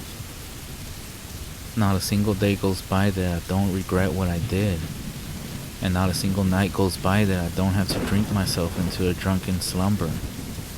Ever since I started working at this gas station, I saved up enough money to move away from this town for good, to start a new life somewhere, far away, away from the cornfield, and away from the tragic memory of my dear friend. I plan on leaving at the end of October, but 2 nights ago, after I was closing up the gas station, I heard it. The silence broken by some faint sobs coming from the other side of the road. My body seized as I saw her, standing there on the other side of the road. I wanted to believe that I was just seeing things, but I knew better than that. She was facing away from me, and without even giving her a second to turn around, I ran to my car, got inside, and drove away. I'm at home right now, and I wanted to type this up before I leave this place for good, just so whoever hears this knows how sorry I am for Tommy, and to stay away from the Blackbriar farm. I'm not really sure where I'm gonna go, but I need to hurry. I left my window open, and I think I just heard some crying coming from outside. So if I don't make it, remember, if you hear a woman softly crying to herself, just stay away and call the police, or you might end up just like my best friend, Tommy.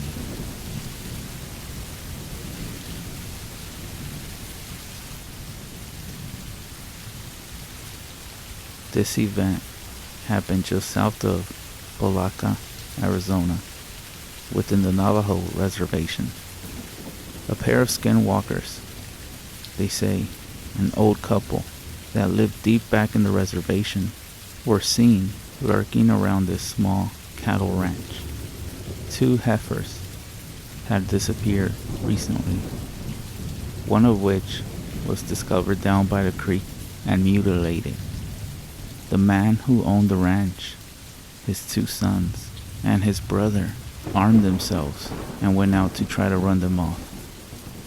One of the sons, not yet 18 years of age, was searching out beyond the barn when a dark shape, materializing from the darkness itself, loomed up in front of him, almost nose to nose. As the boy attempted to raise his rifle, the figure raised its hands up to its face as if it was going to yell something. The boy, trying not to look at it in the eyes, then felt something rush into his face, like dust or sand. Even though he tried not to, he ended up taking a breath, and some of it was inhaled in. Immediately, things went dark, and he started experiencing hallucinations. The others found him only minutes later, on his knees, holding the sides of his head, and his eyes rolled back. He fell to the ground and went into some sort of trance. His body limped, and he became unresponsive. They carried him back to the house, and they summoned the local medicine man, who came and said some prayers over him, but he told the others there was nothing to be done but to wait for the dust, traces of which were still on his face and his shirt, to wear off. He promised he would come back the next day when the sun was up and bless the Hogan. Later, after he had regained consciousness, the boy swore to the others that he was the victim of a dog-faced creature. He described it as not quite as tall as he is, thin and scraggly, with patches of mangy and dark hair, a canine snout only shorter than a dog's, and with the smell of rotten eggs or worse. He said he doesn't recall anything more before passing out, other than not being able to breathe and having no control over his own body.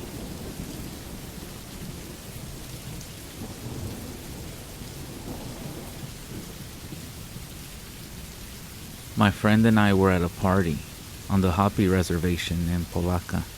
It was getting late, and we had a pretty good buzz on. Most of the people we knew had already trickled out, so we decided it was a good time as any to leave.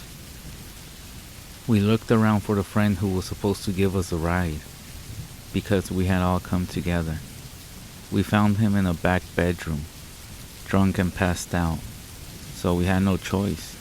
We're gonna have to walk. The two of us lived on the other side of the gulch. A good 2 miles. Between were nothing but trees, scrubs, bushes, and some hills. We had barely cleared the houses onto the road passing between the wooded area when we got this funny feeling we were being watched. We decided to leave the road and cut through the trees. It wasn't the easiest walk, but it would cut the distance down some. And even though it was pitch black outside, we knew the way pretty well. We had been a good 20 minutes off the road and heading up towards the hills when that same feeling of being watched came upon us again. We both turned around at the same time, but it was so dark we couldn't see anything. But then, my friend Paul swore he heard some kind of cackling or mumbling. I didn't hear anything, except for maybe the wind in the top of the trees at our back. By that time, none of us was gonna admit it. We were feeling a little scared. Without saying a single word, we picked up the pace, moving along pretty good but not running. And that's when I heard it too. But now, it was more like heavy breathing. Paul then grabbed my arm and gave me a tug forward. We took off running straight up the hill, which wasn't that big, but it was still enough of a slope so I wasn't feeling it in my legs. And on top of that, I was drunk. Think about this for a second. Running up a hill, at night, drunk, complete darkness, and as you're running, you hear footsteps behind you, and heavy breathing. Whatever it was though, stayed with us every step of the way. Right at the top, Paul and I stopped and turned around, expecting the thing to be right on us. But we were standing there, huffing and puffing, and looking at nothing but darkness. A few seconds passed, and then we heard a thin laughter, as if it was coming from down the hill and back from where we started running. We decided to keep moving and put some distance between us. We turned to go down the other side of the hill, and there, standing right in front of us, was this creature. It was standing up on two legs, like a circus dog, only much taller, with both paws extended out in front of it. It had this coyote face, and it was grinning at us, all of its teeth exposed, and its tongue sliding from one side to the other. I couldn't believe how skinny it was, as if it hadn't eaten in weeks. Its rounded stomach sticking out like one of those African kids in the charity ads, and the skin sinking between its ribs. The smell was unbelievably bad, like the smell of an old, wet dog. We both jumped back with a scream, like two little schoolgirls. As we did, the creature dropped down on all fours and ran past us and down the hill back where we had come from. It was yipping and laughing all the way. Paul and I started praying like never before, swearing to Jesus that if he got us home safe, we would never drink again. The laughing, or whatever you want to call it, died down and disappeared. Wasting no time, the two of us made our way down that hill and into the trees that separated us from where we lived. As we walked along, we were trying to convince each other everything was okay. It was only a coyote out searching for a meal. We scared it jumped up at us, and then it ran away. We started feeling better about things overall. We got across the open field and into the trees. We made it all the way through there without anything else happening. However, just as we stepped out towards that first backyard that we needed to cut through to get to the street, we heard this unmistakable chatter, like some little monkey laughing, coming out of the trees just behind us. It was followed by the sound of something moving through the branches and twigs. My friend Paul then yelled out some words that he said that his grandmother had taught him, and just like that, the noise ceased and it got real quiet. He then grabbed my arm again and we ran. We ran as fast as we could through that yard and out to the road. We ran straight for the house where Paul lives with his grandmother. When we got there, we found her awake and sitting in the kitchen with only a small candle for light. She was burning some cedar. When she saw us, she put her finger up to her lips and then pointed to the outside of the house. Her lips were moving, but silently. We stood there still for a minute or two, and then she spoke out loud, saying it was okay. She then said a prayer, and that the Skinwalker was now gone. I have no idea how she knew, and I didn't care. Needless to say, I spent the rest of the night there, sleeping where I knew I would be safe.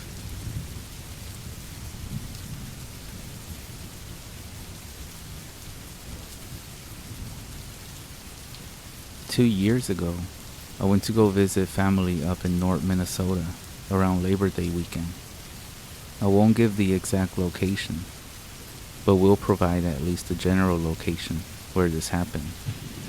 To keep it short, I'm hoping someone may have had a similar experience, or may have had a general idea what this theme or entity was walking around our tent. On that Labor Day weekend, my girlfriend and I were planning on spending time camping with her family. Both of us were very excited to get away from the everyday city life, and we anticipated a much needed low-key weekend. We arrived at their location around noon on Saturday, and were all greeted by everyone there. During the day and evening, we were enjoying ourselves with random fun activities, and catching up on how everyone was doing. As the night started to settle in, we were all near the campfire for a few hours until 11 p.m. Eventually, the family and ourselves called it a night, and we all headed to bed. My girlfriend and I were offered to sleep in a bigger size 6-person tent. It belonged to a relative who I will call Mary. It was a kind gesture at that time, as we only brought a 2-person sized tent. Having that additional space for our belongings and our air mattress was a nice added feature. Mary's tent was positioned not too far from the campfire and the rest of the family. The family did a wonderful job clearing and maintaining the area for their smaller RVs and additional tents. To the back of the tent, about 20 to 30 yards, is where the woods started with semi-thick brush and trees. Us three were laying down chatting, and eventually they both fell asleep. For some reason though, I couldn't sleep, so I was on my phone passing time, hoping to eventually drift off to sleep. This is when I heard a faint noise in the woods about 40 yards back. I dismissed it right away, as deer are known in this area, and I continued to space off on my phone looking at random things. About 10 to 20 minutes later, I heard something get closer to our tent. I could hear twigs snapping and moving between bushes getting closer to our area. This started to get my attention, as I could start physically feeling a faint shake in the ground as this thing was wandering around. Moments later, this thing was about 10 yards away from our area, walking, running back and forth. Whatever this thing was, with each step it took, I could physically feel the vibration from the ground. This thing was big, and the best way to describe this feeling is if you went to a live rock concert and you felt the kick drum hit your body. At this point, I was a bit terrified, as I was trying to follow the footsteps, walking or running at the back and the side of the tent. This thing got at least 5 yards near our area, and then suddenly it stopped where Mary was sleeping at, near her tent. The hairs on the back of my neck stood up, scared of what this thing was going to do next. I shit you not, a few seconds later, Mary shot up from being dead asleep. She gasped for air and was calling our names to wake us up. You could hear her voice. She was terrified. This thing hightailed off back into the woods. Both of us were very startled at this point. The woods had become dead silent, and eventually we got enough courage to look outside. We saw and heard nothing, and about 30 minutes later, we ran to the shop to grab a shotgun. Another anomaly during this whole thing, while we were alert and awake, Mary mentioned during this time I was awake that she was having a dream. She mentioned these things were tormenting her, saying they wanted her soul and to give it to them. My girlfriend dismissed the whole thing and said it was most likely just a deer, etc., running around. After hearing my girlfriend say that, I never told anyone about this story until recently, as I started to think about it again, trying to figure out what the hell this thing or entity was.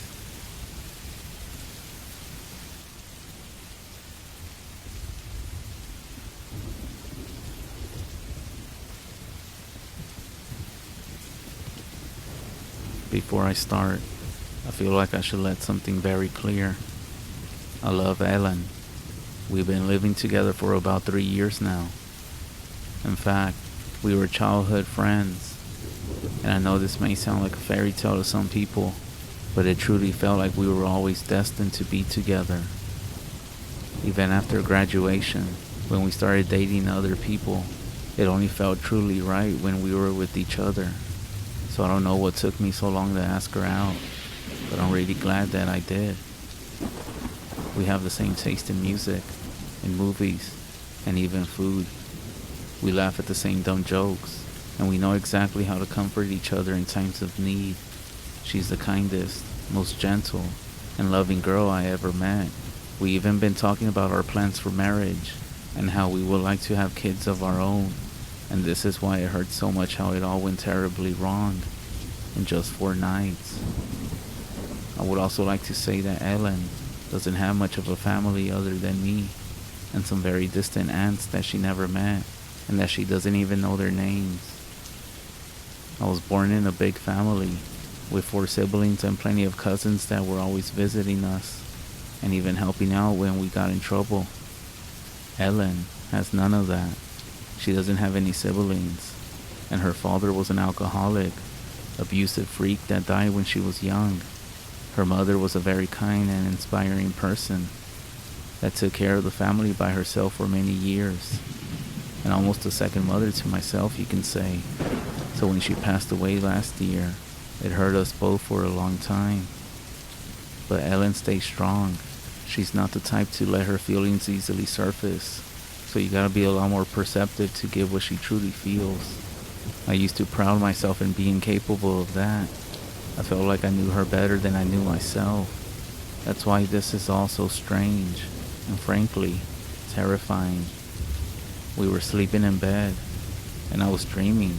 I don't remember what it was about, until I heard her voice very close to my ear.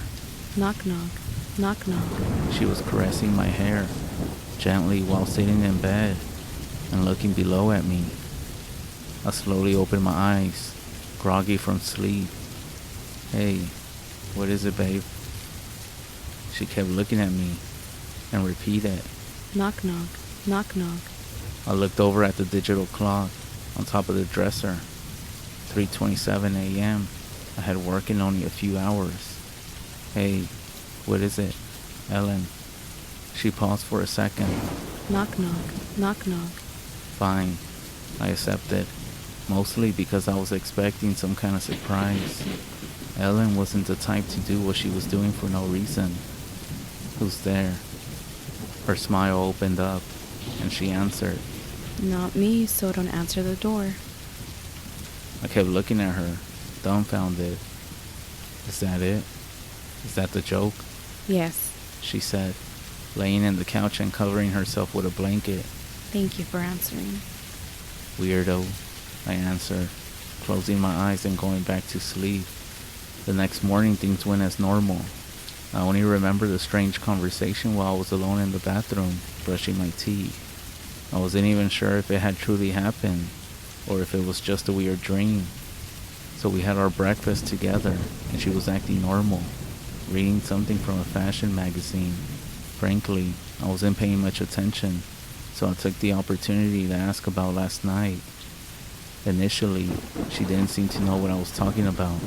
Then, she fixed her eyes on me, and the same smile from last night crossed her face, just briefly. And I knew it wasn't just a dream. She told me it wasn't anything important, and she stopped paying attention when I started asking more. And even though I shouldn't, I gave up. I had work and other matters to attend to, and I just brushed off the weird event, thinking it wouldn't happen again. But the following night, I woke up to her voice. Knock, knock. A pause. Knock, knock. What is it now? I said. Ellen, what are you doing? Knock, knock. She repeated. This time, she wasn't even touching me, just sitting in bed, looking at me with that same smile, but her eyes seemed larger, and she blinked in longer intervals. I looked at the clock, and once again, 3:27 a.m. Ellen, come on. What is it? I got work in a few hours. I can't be waking up in the middle of the night to answer some knock-knock jokes. Knock, knock. This is getting creepy, you know. I'm not sure if this is some kind of joke you've been doing, but I don't like it. Answer it. Knock, knock. I sighed, but also let a small laugh escape. It was creepy, of course, but she was my Ellen, but it didn't bother me as much as it should. Alright, fine. Who the fuck is there? I answer in a playful tone. Not me, so don't answer the door. For some reason, I felt a chill down in my spine. It was the same answer as before, and I still didn't get what it meant. But the way she said it, with a strange, monotone voice, contrasted well with her smile and the fact that I had no idea what she meant by that. What does that mean? I asked. I really don't get it. She just smiled and went back to sleep. The next day, we talked again about what was happening. She was starting to ignore my questions, and I barely got her to say anything. It was almost like she couldn't talk about it, which was very odd, considering we talk about pretty much everything.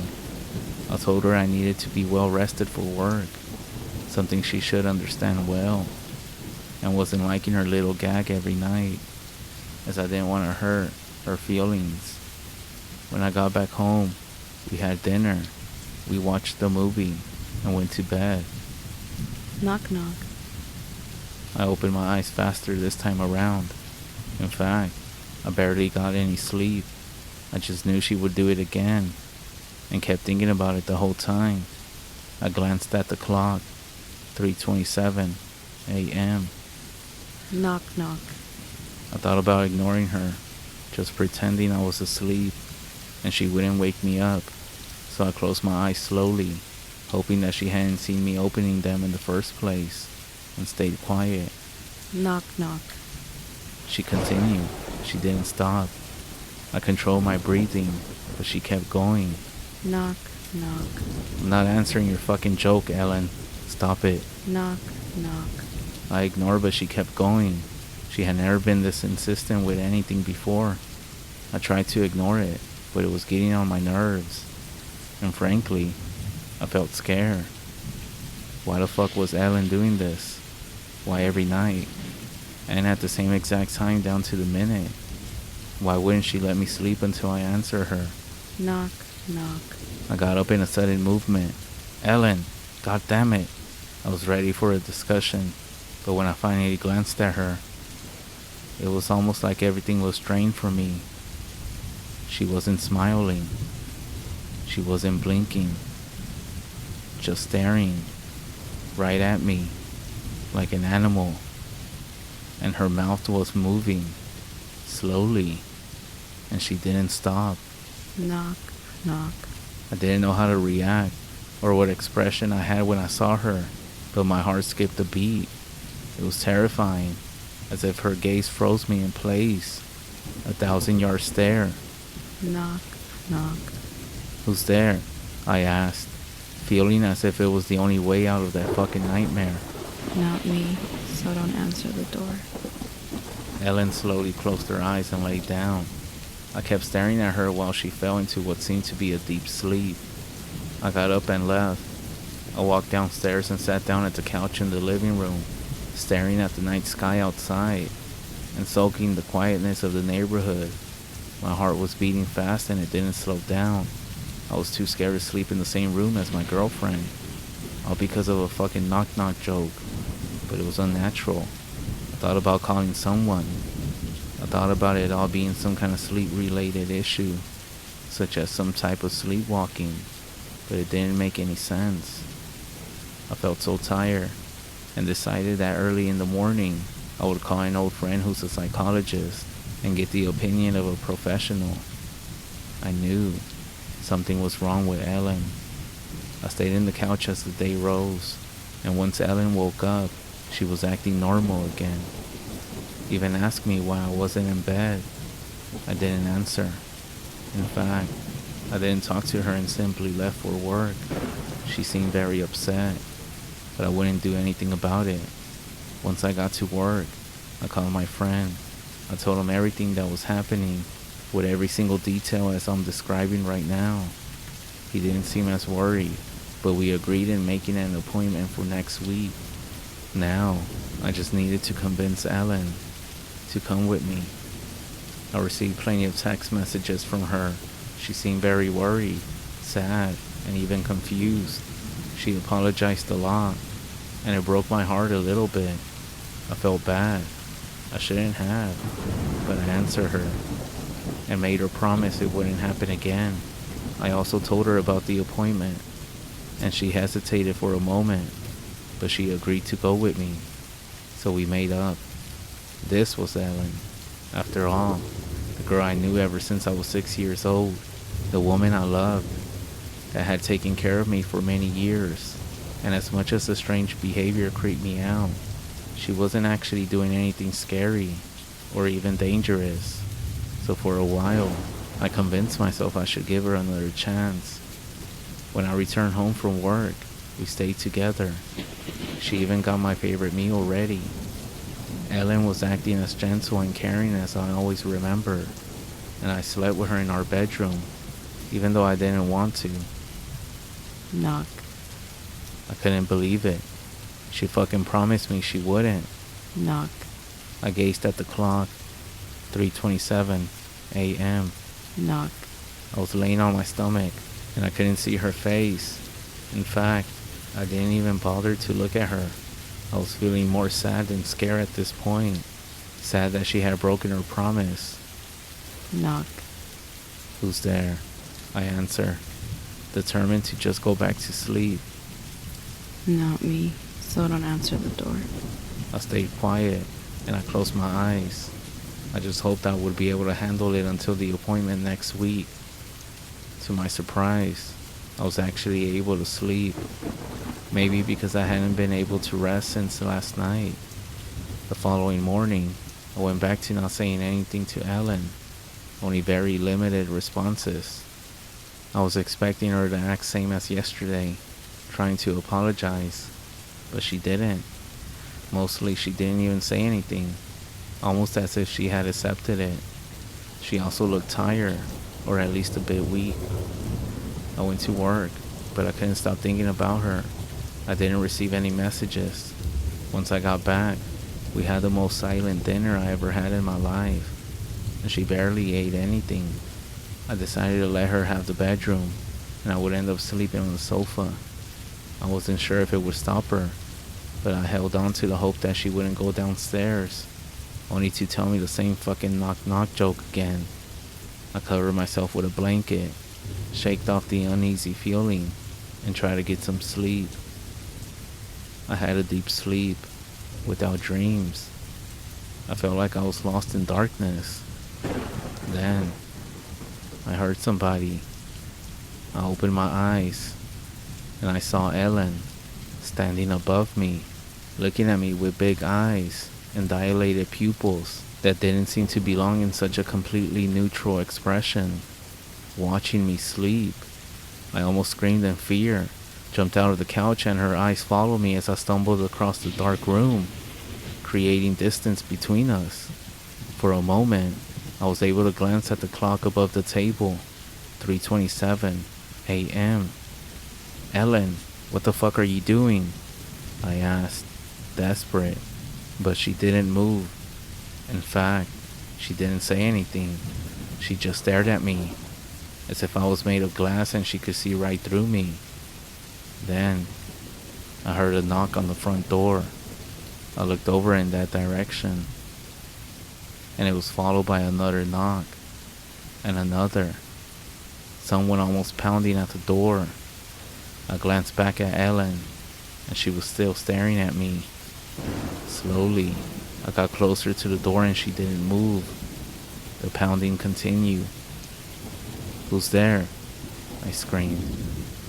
It stopped, and then I heard a voice. John? John, can you hear me? Open the door, please. John, please, open the door. I froze in place. The voice kept calling me, but I couldn't believe it. It was Ellen's voice, coming from the other side of the door. But it couldn't be. I beg you, John, open the door. She's not me. Slowly, I turned my head to look at Ellen, standing in front of the couch, and she was looking at me with the same eyes and a terrible, wide grin across her face. The pounding continued. John, open the door, please. I stayed still, not knowing what to do. And then, I don't remember what happened after that. I just woke up in my bedroom. The digital clock indicates 4:21 a.m. Ellen isn't by my side. I'm completely alone. I'm trembling uncontrollably, and I'm not sure what's going on. I don't remember what happened after I saw her terrible grin. I'm not even sure if I opened the door. I tried to look for my phone, see if I could call the police, or at least someone that I know, but I left it downstairs. All I have is Ellen's laptop, and it's where I'm writing this right now, to get some sort of advice, because I know I can't go downstairs. Everything is dark, very dark, almost as if the shadows are leaning into the room, and I can also hear a low, scratching sound. What should I do?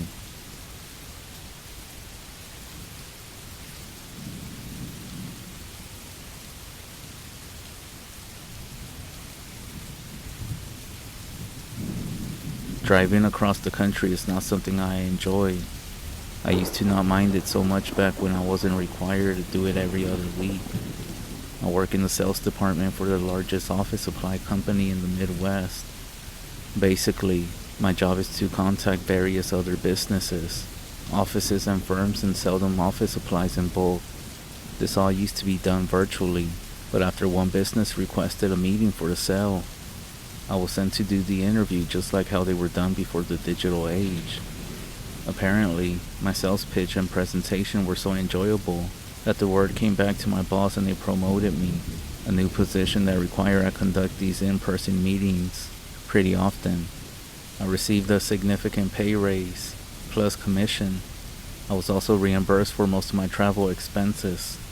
It's just after you've been doing these business trips for so long, the journey itself becomes pretty repetitive and boring. Some of you might ask, why don't you just fly like a normal person? Well, I like things to be a certain way. I like to have as much control of my surroundings as possible. Versus when you go flying, you forfeit that control for convenience. If I fly and lose my luggage or have any issues with the car rental place, then I'm basically out of luck. Or if the job goes poorly and I have to head back home before my scheduled time, I'll need to reschedule a flight, and that by itself is just a pain. So unless the location is extremely far away, I just prefer to travel my own way. Recently, I had a job come up which was in the southern part of Kansas. Having been through Kansas only once in my life previously, I can't say I was actually excited to revisit. The drive to the company was fine. Actually, it was one of the smoother trips I had taken in a while. Very little traffic and clear blue skies for as far as the eye could see. I had arrived at around 4 in the afternoon and conducted the meeting upon arriving. The meeting lasted roughly an hour and a half, though most of that time was spent sitting in a waiting room. After all was said and done, all parties involved seemed to be satisfied. I quickly called my boss to inform him of the new account that we had just acquired, and he said good work. My boss wasn't what you would call a people person, which is also why I was the one doing these meetings and not him. However, I could tell he was quite pleased. You work with someone for so long, you pick up on a few things. I tossed my briefcase into my car and hit the road. After driving for nearly 2 hours, the road and the horizon were starting to blur together. With a yawn, I looked down at the time. It was about to be 8 p.m. The burnt orange sky was quickly fading into a dark blue. As I sat there fidgeting in my seat, the feeling of having to use the bathroom was beginning to creep upon me. I kept my eyes peeled for any sign of a turnoff for a fast food restaurant or even a gas station. However, no sign was to be seen. It was just a mile marker after mile marker, and they were passing by at a rapid pace. There were no turnoffs, at least not that I could see. I grabbed my phone off my dash and began to pull up my GPS. I needed to find the nearest rest area quickly. However, before I could scan my phone, I glanced up to maintain my position on the road, and I saw a dual blue sign appear on the right. Rest stop in 5 miles, it read. I closed my phone and with a smile, I placed it back on its stand, relieved. I relaxed back into my seat and continued driving. As I was quickly approaching mile 5, I couldn't seem to spot the rest stop in the distance. I was starting to become concerned, and after another 10 stressful minutes, A building began to appear on the horizon. Seeing an entranceway, I turned the wheel and pulled in. The rest stop didn't seem like anything special, but by that point, I didn't care. I just needed to use a bathroom. I hopped out of my car, and when I did, I noticed I wasn't alone at this place. There was a truck sitting a few yards away, parked near the door to the building. I briskly walked towards the building, and as I passed by in front of the truck, I felt like somebody had their eyes on me. I turned my head and saw a man sitting in the driver's seat, staring straight ahead. He was wearing sunglasses, just sitting there with both hands on the steering wheel. He didn't seem to be looking directly at me though, just in my general direction. Aside from his sunglasses, I couldn't get a good look at his face with how dark it was becoming, but I pushed the whole situation out of my mind and continued onward. As I was leaving the bathroom, I noticed a vending machine. I bought a Snickers and stepped outside. When I did, I looked up and saw that the truck was gone. It was in that moment that a feeling of isolation started to creep up in the back of my mind. Now, I knew I had been alone in this entire trip, but for some reason, that feeling of being by myself became painfully apparent. I looked around for a few moments to see if anyone else was nearby. After shaking the weird thoughts from my mind, I hopped back into my car and returned to the highway. Once I was driving, I started to calm down. I even put on some music to help me get out of my own head. After driving for another hour, I spotted something on the side of the road, a blue sign that said, "Rest stop in 5 miles." When I read those words, a chill came over me and that feeling of isolation returned. I tried my best to get rid of the feeling from my mind. However, before I could shift my mind into something else, I saw it, the same exact rest stop. I slowed down a bit and looked at it. It was identical to the one I had previously stopped at. I tried to rationalize that the state had simply copied and pasted their rest stop design. I looked away and sped up, and I continued along the highway. I drove for another 2 hours, and by that point, the sun had set and had been replaced by the moon and stars above. Admiring the clear sky overhead, my eyes drifted down, and I saw it again. That same exact sign. Rest stop in 5 miles. I didn't want to stop at this place again, simply because this whole area was starting to creep me out. I had been driving pretty much non-stop since I left. I needed a break. And again, the same building appeared, and against my better judgment, I pulled into the parking lot. As I parked my car, my eyes drifted to the left, and I saw that same exact truck from before, in the same exact spot as before. I squinted my eyes a bit, but it was now far too dark to see if anyone was inside. I sighed, not wanting to be here any longer than necessary. I went to reach for the door handle, but then I stopped.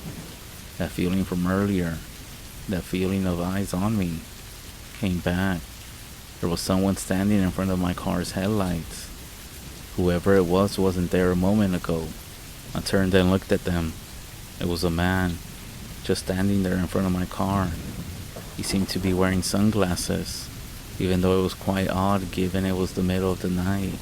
He wasn't moving. His arms hung limply at his side.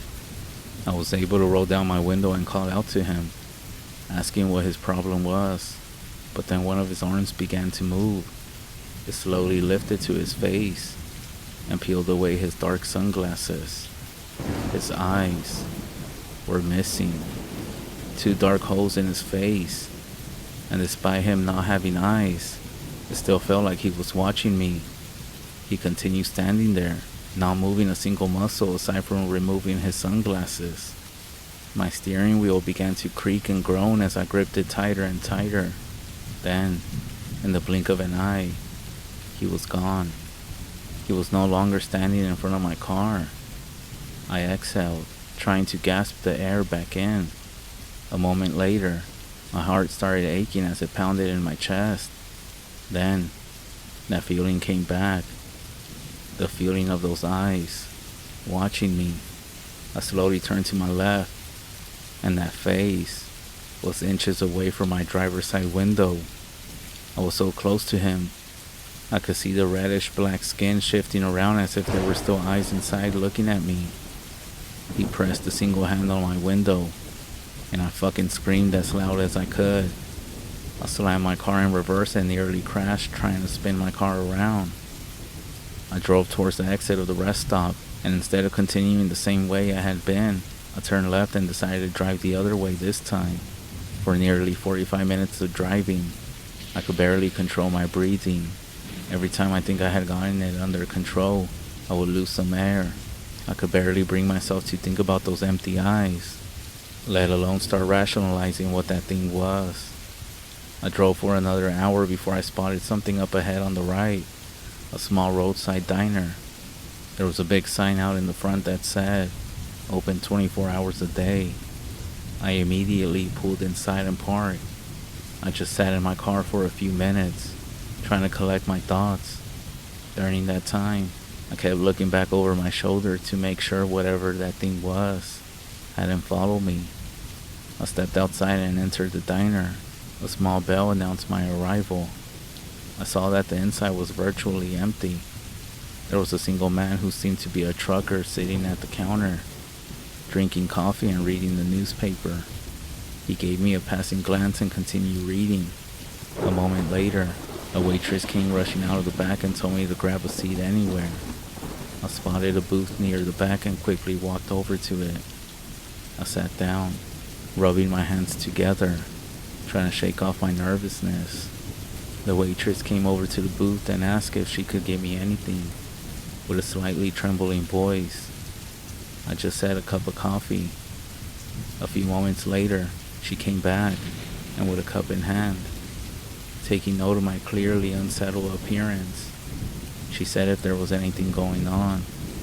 I just told her I'd been driving on Route 83 for a few hours and needed a break. When I told her this, she returned a confused look. She asked me if I was sure I was on Route 83, and when she did, I noticed the trucker turned and raised an eyebrow at my statement as well. I nodded to her, and she told me something that I'll never forget. She said that most of Route 83 had been closed for a few weeks now, that there are roadblocks and signs all over the road itself. She also said that there's an ongoing investigation about recent disappearances that all seem to be happening in one area, near a lonely rest stop.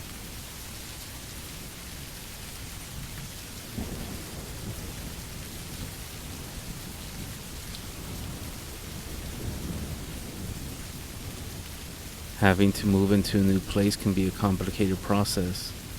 You're basically uprooting your entire life and adjusting to your new surroundings. The finances and planning that go into such an endeavor can also be quite stressing if you're not ready, which is what happened with my situation. I had recently finished college and was currently staying with my parents. Not an ideal situation, but my mother invited me to stay as long as I provided some sort of rent.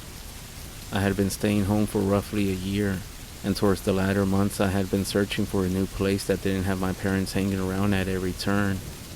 Towards the end of the year, my parents had informed me that they had just sold our house and were getting ready to move to the southern part of Florida.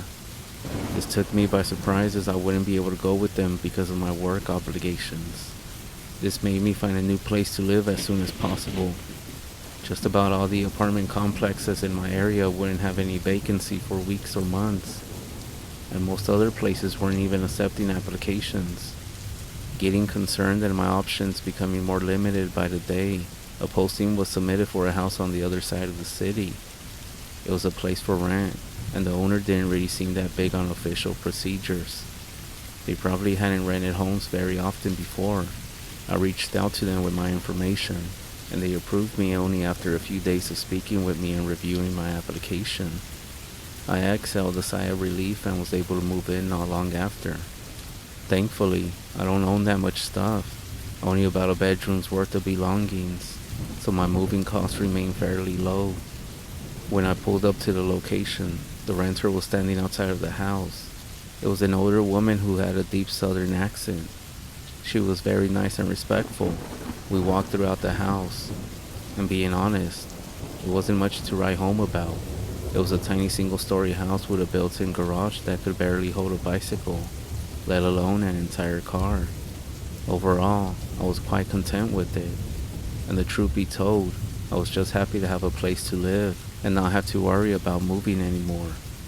As we approached the front door, something caught my attention. On the side of the door was what appeared to be a camera mounted into the wall. I asked the woman what this was exactly, and she mentioned that the previous owners of the house were concerned about home security, so they installed a security system throughout the house. She mentioned there being a camera at the back door as well. I was a bit surprised that someone would actually come out here for home security, given the house itself and the surrounding area, but I guess you can't really put a price on peace of mind, I thought. We finished the walkthrough, and I signed all the required documents before moving into my new home. The owner also handed me a slip of paper with all the information about the security systems. It instructed me to download an app and log in to set everything up. That evening, after I had moved most of my things into the house, I lounged on my bed with my phone. I pulled up the security app and tapped through it. The interface was fairly clunky and difficult to use. It looked quite outdated compared to the newer, higher-end systems that people purchase. However, it did let me access both cameras, the one at my front door and the one at my back. I spent a few minutes looking around at my driveway before getting bored and just opening up a game. As the hours dragged on, I eventually found myself getting more and more tired before falling asleep with my phone in my hand. When I woke up in the morning, I was confused. For the first few seconds, I wasn't sure where I was, but after taking a moment, I realized where I was and sighed with relief. I grabbed my phone to check the time and was surprised to find a notification on my home screen. It was a notification from my security system that I had previously set up. It told me that someone had rung my doorbell a short time after I fell asleep. I thought this was odd, as I had fallen asleep late in the evening. I pulled up the app and I scrolled back to that time. It gave me a precise time for the ring, but the camera showed no one standing outside of my door. I scrolled back and forth for some minutes before eventually giving up and beginning my day. Nearly a week after I had moved in, I was lounging in the living room on the cheap couch that my parents had gifted me, watching a bit of TV, when my phone vibrated in my pocket. I got my phone out to check to see who was texting me, but it was another security alert. This time, it said, "Motion detected." I opened the app and activated the camera. As the tiny feed came into view, I couldn't see anything. Then, I noticed something at the corner. Someone was standing in my driveway, but they weren't moving, just standing there near my car. I sighed and rose from my seat. I walked over to the door and opened it. I called out loud and with a stern voice, "Hello," but was quickly silenced as I didn't see anyone standing out there. My entire driveway was clear except for my car. I even stepped out and walked around my vehicle to make sure no one was hiding behind it. I then took a moment to look up and down the sidewalk, but I couldn't see anyone around. Scratching my head, I went back inside. There wasn't another incident like that for the following 2 weeks. Then, towards the end of the first month of living there, something even stranger happened. I was in my room typing up some reports I missed at work, so that I wouldn't have to get chewed out from my boss the following day, when my phone suddenly began vibrating along my desk. It was almost like I was receiving multiple text messages. I quickly grabbed my phone and flipped it over. There were numerous alerts from my security system going off every few seconds. There were motion alerts from both my front door and my back door. At first, I figured the devices were messing up. That seemed to calm my mind, if only slightly. Still, I opened up the application to make sure it was just nothing. When I switched on the front door camera, I felt my heart drop. There was another shadow figure. This time, it was standing on the path leading towards my door. This might sound crazy, but it looked almost like a mummy wrapped all in black, and it was slowly moving towards the front door before stopping just shy of it. It then stepped into the light of my porch and brought its face inches away from the camera. It was shrouded, but the face that illuminated was deeply contorted. It grinned into the camera that sent chills through my body, and I felt as if it was looking directly into my eyes. It then took a few steps backward into the shadows and just stood there on the edge of the frame. I could feel my skin crawling as my heart was pumping out of my chest. That's when my phone vibrated in my hand, and I nearly dropped it as a result. Motion detected at back door. I fumbled through the app to swap the camera to the one facing my backyard. The way the camera at my back door is set up, it's mounted on the wall so I could see the entire back patio and door, with a portion of the backyard itself. At first, I didn't see anything. Then, I noticed something that made my stomach drop and my body seize. My back door was open. I always set the alarm to go off right before I go to sleep, but since I was wide awake, I still hadn't done it. I quickly stood up and rushed over to my bedroom door, locking it in the process. As I was facing my door, for the briefest of seconds, I could have sworn I heard breathing coming from the other side. A ragged, labor breathing, as if someone was pressing their face against the wood. The sound of a nail being scraped on the wood began to resonate throughout my room. Then, after a few minutes, the sound stopped. I just sat there against the wall, opposite of my door, trying to desperately rationalize the situation I was in. Before I knew it, hours had passed, and the sun was already cresting through my window, and I rose from my seat. Slowly, I unlocked the door and pulled it open. The coast was clear. I have no idea where that thing came from, or what it even wanted with me. All I know is that it's gonna take some time for me to find a new place to live. In the meantime, I'm heading down to the store to buy a hammer, wood, and a lot of nails. At this point, I'm buying a gun as well.